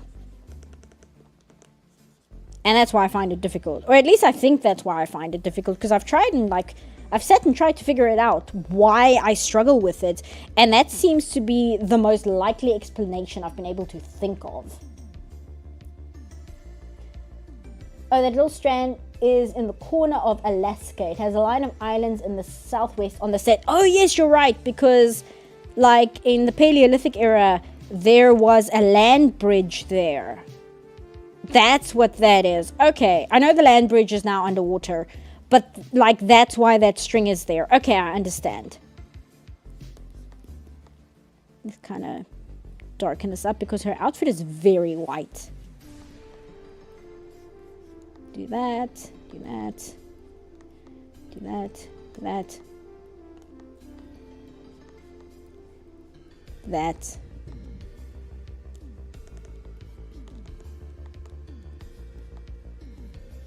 Also, if what my friend is negotiating for us to work on, I need to get better at like drawing female anatomy in general, I guess, not just booba, but like the difference between like female anatomy versus male anatomy. I don't know why I struggle with female anatomy, like the curves and stuff. It's a lot harder for me to wrap my head around. And if the negotiations my friend is doing with the work he wants to secure for us, it is something that I'm going to have to get better at. So like for career purposes, I should probably invest in improving in that. Okay, let's get a PNG of the moon. Then we can just do that, and then I'll just throw some glow onto it, and then I think we'll be done. Moon. Just type in moon, see what it gets us. That's good enough. Grab this one. Let's wait for it to load. Copy image. Paste. Just put that there. And then put it like there. Then I can grab that. Go to brush, grab that, make it a little bit darker. There we go. And so the Sea of Serenity. Oh, that's a bit too dark. Sea of Serenity. I don't know if that's actually the Sea of Serenity. I think it is. I'm not sure. I'm actually not that well versed on the what do you even call it? Landscape of the moon. It's got here, there. And it's got kind of a crater or two, but it's not as dark as the rest of the features, so I'll just throw in, I'll just throw in one or two of that as well. And I'll put like a few light spots, and then that should be good enough. Because again, I'm not trying to do like a hyper-realism version of the moon or anything like that. I just kind of want to make it clear what it is. Do that, do that. You could just drag the image over the circle and call it a day. I could, but it would really horribly clash with the rest of the drawing. And I kind of don't want to do that because it would be like very weird to have this like obviously cartoony drawing and then just have like the hyper-realistic moon in her hands. And maybe if I was rendering her a little bit more than I am on stream, I might do that, but I think it's fine. Okay, I'm just going to throw some color on some of her outlines just to kind of make them less harsh, but I'm not going to go too crazy with it. What time is it? Oh yeah, see, if I did a drawing which was a little bit more involved today and it took a lot longer because I was concerned that my streams were quite short. And I was like, I should pick a drawing which would take longer to get through because it'll give you guys a longer stream of me actually drawing rather than just talking to you guys for an hour, because I don't want to give you guys a 2-hour stream and call it a day. I do actually want to provide good content. Do that. And do that. And I think I'm going to do her hair.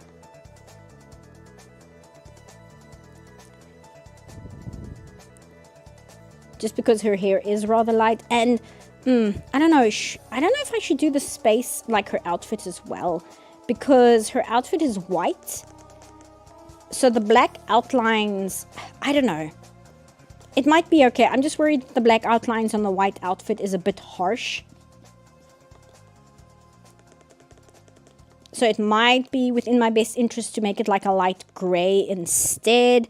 I don't know. I'll do the hair first and I'll see how I feel about that.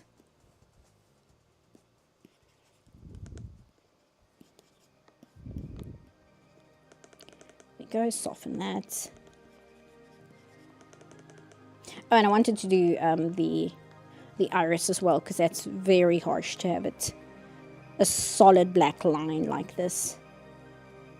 Do that. There we go, it's better. Oopsie, didn't want to do the star. Okay, great. The cheese.jpg. For career purposes, I must come to understand booba is the tried and true anime perv excuse. I can't believe my streamer is actually an ecchi protagonist. Wasn't that a plot point in Golden Boy? We were talking about it earlier. There's a plot point where he like goes to an anime studio specifically because he wants to learn how to draw booba. And like him and one of the animators, they get into like a really hyper specific discussion on how to draw it properly and how to make it look good. It's really funny. If you've never watched Golden Boy, I actually highly recommend it. It's an ecchi anime, but it's interesting because even people who like complain about how sexualized anime can be and like how quote unquote pervy all anime is, even those people usually end up liking Golden Boy just because it's so funny.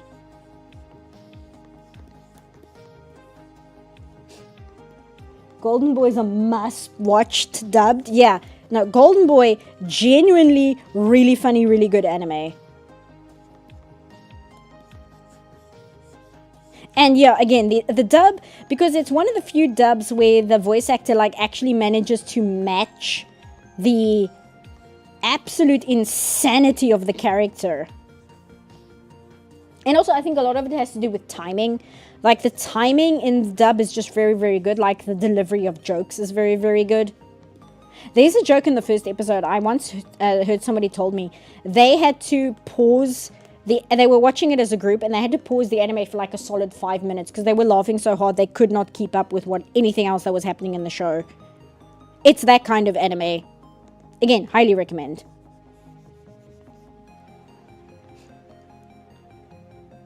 Before I forget, could you explain what line weight is and how to spot it? You mentioned it in the video and I couldn't tell what it was. My issue with line weight in the My Adventure with Superman is mainly to do with the anti-aliasing that was going on in a few shots in the beginning. It's gotten better. In the last episodes, it's not really a problem, but it's a big problem in the early episodes. And as I showed, but I can show you here, line weight is basically when something is... let me show you with my anime brush. I've actually got an anime brush. This is the kind of brush they will use for inking anime. This is the kind of brush they will actually use for inking anime. Now, as you can see, even if I don't press very hard, like if I vary how hard I push with my brush, it's pretty consistent how thick the line is. Now, if I use a brush that's not used in anime, or cartoons in this case, but My Adventure with Superman is very anime influenced, you'll see that depending on how hard I press, depends how thick the line becomes. So that was my problem in the early episodes, because a lot of the line work in those episodes, the line variation on the characters is more like this, and it doesn't have the uniform line weight that anime and cartoons are kind of supposed to have. And the other thing is, the lines in a few of those episodes, most lines in anime and cartoons tend to have very little anti-aliasing. Like, fine if the entire show looked like that, but because it was only in certain shots, it was inconsistency in the line quality throughout the show as a whole. And because it has an inconsistency within the lines as with the show as a whole, I can only read that as a mistake. If every shot looked like that, it would be fine, because then it would be a deliberate style choice. And that's why I compared it to a Ghibli movie, because Ghibli does that very, very deliberately. An entire Ghibli movie has the same style for its line work. But the early episodes of My Adventure with Superman, it would switch back and forth between having anti-aliasing and having line weight to having a more traditional style of line work. So to me, that only reads as in the rest of the show, you need to redo it. And that was not done. And it might be due to crunch. That would be my guess, is that it was down to crunch, that they didn't have the time to go back and redo those specific shots, so they just left them. And then in later episodes, they got better at not doing that. That would have to be my guess. Because again, I don't have the answers. I can only guess what's going on and why certain things are the way they are in that show, based on like my personal experience working in animation studios. I've seen a clip of Golden Boy. Isn't there a scene of him trying to swim across a pool and flailing wildly the entire time, then trying to play it cool after making it? Yeah, that's from Golden Boy. That's like one of the best scenes in the anime. But if you've ever seen that clip of the guy swimming like a crazy person, and then at the end being like, so, how do you like my swimming? That's from Golden Boy. And pretty much the entire anime is that style of humor. Let's do this. I don't think I'm going to do the lighter outlines on her outfit, because I'm worried that it's going to get lost, especially because she's holding the moon. So I'm actually not going to do that. But what I am going to do, oh yeah, to get rid of that as well. What I am going to do is I'm going to have an overlay layer, and I am going to add a little bit of glow to certain elements. So do that, go to overlay. I can use glow as well, but the glow layer tends to be very, very harsh.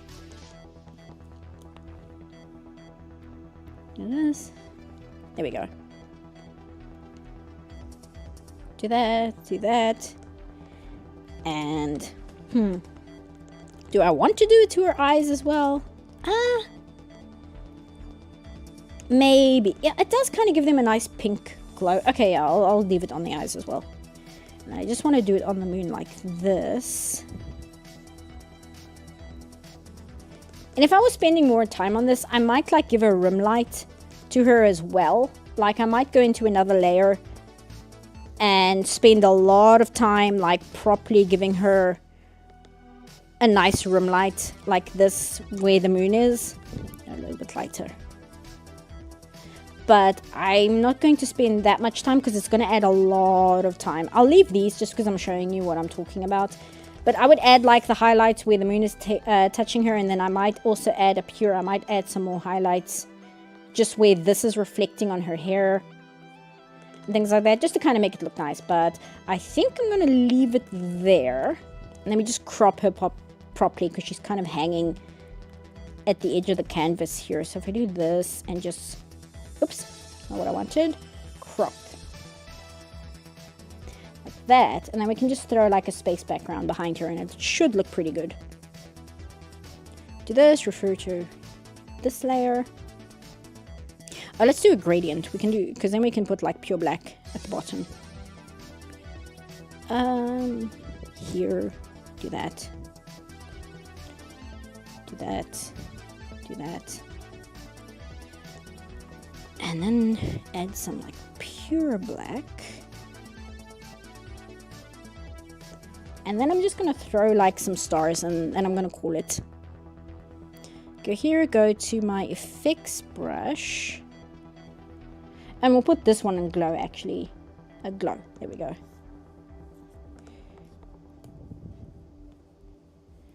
Do that. And where's the other star brush I have? That's rain. Okay, Kira Kira. Where's the other ones? I think it's these. It is, but that's... well, if I press softly, it'll kind of do it. There we go. Do that as well. Actually, let me make these blue. Give it some variation. And then we'll do one in pink, and then that'll be enough. I think this one. Yeah, there we go. And now what I will also do is I'm actually going to put an outline on her colors.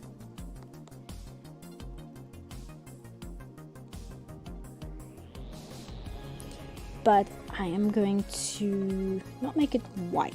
I think I'm gonna do it like that. Yeah. And what I'm also going to do is I'm going to do that. Oh no, but she's got all these lines. I was going to put a gradient on her just to kind of give her a slight shade. But because of the way I've done the coloring versus the line work, there's all these like gaps here, which is going to make the gradient look very, very strange.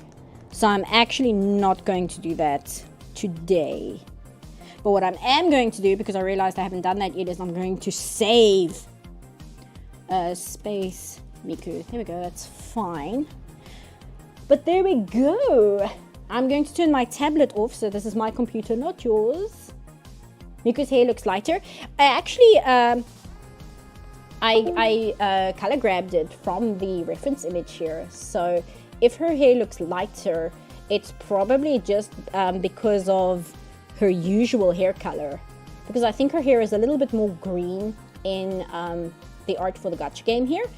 Based on like, she has more teal or like turquoise hair in her usual outfit. So I think that might be why that is. Let me go to chat on my actual screen here. There you guys are. Save project as. How does the outline tool in Clip Studio Paint works? It has a tool in this window here. If you click on this, it shows you your history, which obviously that shows you how all the stuff you can undo. If you click on this tag next to it, it'll give you some options here. There's extract line, tone, and layer color. If you click on border effect, anything that's in the layer you have selected, it'll make a border around those things. So at the moment, I've got the solid fill layer selected. So if I disable everything else, you can see all the solid color now has this line surrounding it. Just the outside of it, and then you can like adjust how thick you want it. I've got it on 19 pixels at the moment, but you can adjust how thin or thick you want it here, and that's how that works. I know that Photoshop kind of has a similar tool because I did use it back in the day, but I haven't used Photoshop in like years, so I don't actually know how similar it is to the Photoshop version, but that's how the line tool works there. Really nice, thank you. The moon glow really adds to the light effect on the body. Very nice choice. Thank you. Yes, like I said, I would add more rim light if I was like spending far more time on this, but just adding like the overlay effect on the moon itself just kind of gives the illusion. Oh no, that's her eyes. It kind of gives the illusion of a glow, just enough to kind of sell the effect a little bit more. And I've also put it on the magenta on the things holding the globes, and I've just added a little bit to her eyes here as well, and that's just kind of made them a little bit more pink, and that's what I did there. And then I just cheated with the background. I just used like a pre-made brush to just throw down some sparkly things because in the picture I made for my header on Tumblr, I actually spent a lot more time on the space background in that one, where I used like blended brushes and things. Let me just find it. Exports, here we go. Oh, here it is. So on this image, if it'll open. Are you gonna open? No, you're not gonna open. Oh, it's because you're a GIF file. Okay, where's my JPEGs? Here we go. So for the space background with this one, I spent a lot longer on getting the space background nice because I used like blender brushes. I used a ton of like texture brushes. There's actually a photo of clouds, which I forget which layer setting I put it on just to keep that. The sparklies are, there's a lot of different sparkle brushes here, which are all in different colors. And then I went in with the eraser and like just erased it in certain points. There's some overlay work here and there just to get certain parts brighter. And then I've got this like God Ray over here. That's a brush that I had to get specific. And as you can see here, like here I've got the rim light. Specifically, I've got cyan, and I've got, not cyan, I've got magenta here, and I've got cyan here. And my thinking is the magenta light is coming from up here and the cyan light is coming from the bottom. So you can see that on Garrus's armor here, and you can see it on Shepard's armor as well, where I've got the cyan on this side and I've got the magenta on this side. And the glowing lights on her outfit I've also got the overlay in red on that to give that a slight glow effect as well. And if I wanted to go crazy, I could have given like rim lights to where the red is reflecting off as well. But I tend to be careful with the rim lights, because if you get too crazy with it, it gets very overwhelming and you kind of lose the effect of what's going on here. But anyway, so I'll spend like a little bit more time. Oh, let's switch to the actual drawing I did today rather than more Mass Effect nonsense. But that's like how I would go in and do a space background with a little bit more tweaking. Hey, Brian. And stuff like that. But just for a quick, this is space drawing, I think that's good. I think that's fine. You missed the stream? It's okay. I'm going to hang out for another 15 minutes because then it'll be midnight. Then I will say goodnight after that. I got to start somewhere. I think I'm missing what that conversation is about. Sorry. Oh, that was the moon glow. To clarify, I wasn't joking. I genuinely thought it was itchy because I didn't know what it was. Oh, again, sorry. I'm just catching up with chat, seeing what I missed. I'm never going to be able to unsee itchy when I see itchy from now on. Don't think we didn't notice your signature on Garrus's butt. Actually, I wasn't thinking about that because this image actually moves. Unfortunately, Clip Studio Paint can't load GIFs. And I've got it as a video file, I've got it as a GIF file. And I don't know if I have the video file, like the working file anymore. No, I don't see the working file. But no, I think I put it there because it moves, and I tend to put the signature... No, seriously, I'm not joking. I tend to put it close to the character. I used to just put it in the corner of a drawing, but then I've seen when people repost art, they will literally just crop an image to remove the signature. So I try and add my signature as close to the character as possible, because that way it's very difficult for people who are trying to repost your art to do so. They can't get rid of your signature that way. And I don't like putting a signature on a lower opacity just over a character, because to me, you know, I don't like quote unquote messing up my art that way. But on a picture, I would try and find a long stretch where I can fit it in. So for here, she's got this curve here, so that would be a good place for me to put a signature there. So that's why that's there. And I promise, I promise. It's the header on your Tumblr blog. You could show it there. I could, but I need to go into Streamlabs, and I need to tell it capture full screen. I mean, I guess I can do that. Hold on.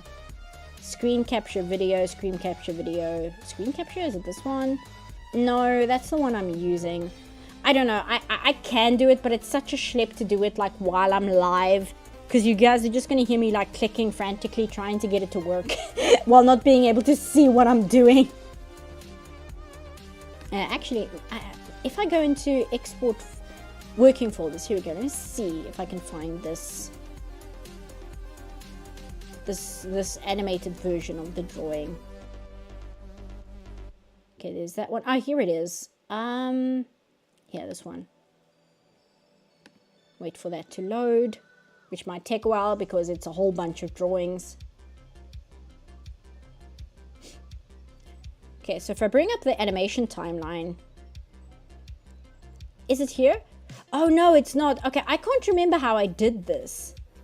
No, there is an animation timeline here. So why isn't it here in the timeline? Oh, there it is. Okay, so if I play this, let me just center it. Yeah, it is looped. So if I play this, you can see that. Oh, it won't let me zoom in while I'm playing. So you can see here. Close that. Zoom in. If I play this, I've got them on slightly different layers. So the animation is Shepard's hair is obviously hand animated. It's just on 4 because I didn't want to do like a big in detail animation. I've got the halos spinning here, and then I've got the top half of Shepard is on one layer, the bottom half of her is on another layer, this is on another layer. I think her hand and his face are on the same layer just so that they don't move, but this arm is on a separate layer to his torso, and his torso is on a separate layer to his hips here. So when all of it moves, there's just a slight delay. So you have this like slight overlap to the animation, which kind of gives this effect. Instead of it just being a solid JPEG moving up and down, there's some overlap here. So it looks like there's slightly more animation going on than there actually is, when it's literally just putting a delay on different layers versus the rest of it. Yeah, this would never happen in space. It's so unrealistic. Unrealistic. 0 out of 10. I have a Magic the Gathering card that has a goblin with a crazy designed spear. The artist's signature is hidden in the spear's design. A neat touch, but I imagine very hard to do. Yeah, especially with me, because I don't plan where to put my signature. Again, let's just put Miku back on the screen, since she's the drawing we actually did this time. There we go. I don't plan where to put my signature, so I always have to like do it after the fact and like find a nice way to put it in. Whereas the magic card you're talking about, the person who drew it probably had to plan where he was going to incorporate his signature from the get-go. Why isn't Shepard wearing her helmet? Is she stupid? Why they no suffocate? It's like, what's the joke argument? It's like, why is there music in Lord of the Rings? Why aren't the characters reacting to the music? Why can I see the Battle of Helm's Deep? It's supposed to be night. How come I can see the fighting? Oh, you could maybe put your Zig on the African continent in her hair. I could, but the Africa isn't actually on here because that's South America. And Africa is like on the other side of this hair bun. It's unfortunately, Africa is just not visible here. Maybe I could put it like along here though, because I could put it here, but that also will clutter this nice line going on here. So I might just put it along the globe here. I might do that. I'll see. Lord of the Rings isn't a documentary? What else? What else are you guys saying while I was looking at my self-indulgent Mass Effect shipping art again? What temperature is it right now? Do you mean here, or do you mean to Brian, who just came into chat? What is the temperature here? I think my phone said it was like 8 degrees. But I'm a little bit warmer than when I started, just because talking a lot, moving around and all of that, it does warm me up. I'm sitting here under like, I've bought this expensive poncho that was like made in Peru or something, so I've got that on. The clip-on mic is such a lifesaver now that I've upgraded my audio equipment, because I don't have to worry about being tied up in 5,000 blankets and bumping the mic and like dealing with blankets and the mic and the poncho. I can just clip the microphone onto the poncho and be done with it. It's been like a massive lifesaver. Obviously redo the whole globe. Now, of course, make the globe spin. If I like wanted and spent like a lot of time on that, I could probably do that. It probably wouldn't be that hard. You would do it in like 4 frames, and it would be 1, 2, 3, 4, maybe 5 drawings, maybe 6. 6 might be better because it's an even number. And you just kind of put it on 3s. I think 4s might be too long. You can put it, no, 2s would be too short. They would spin too quickly. So either on 3s or on 4s. And then you have just like 6 drawings and make it on a loop. And then you take the exact same drawings and you copy and paste them here and you just tilt it. And then you'll put a delay on this one so that they're not showing the exact same part of the globe at the same time.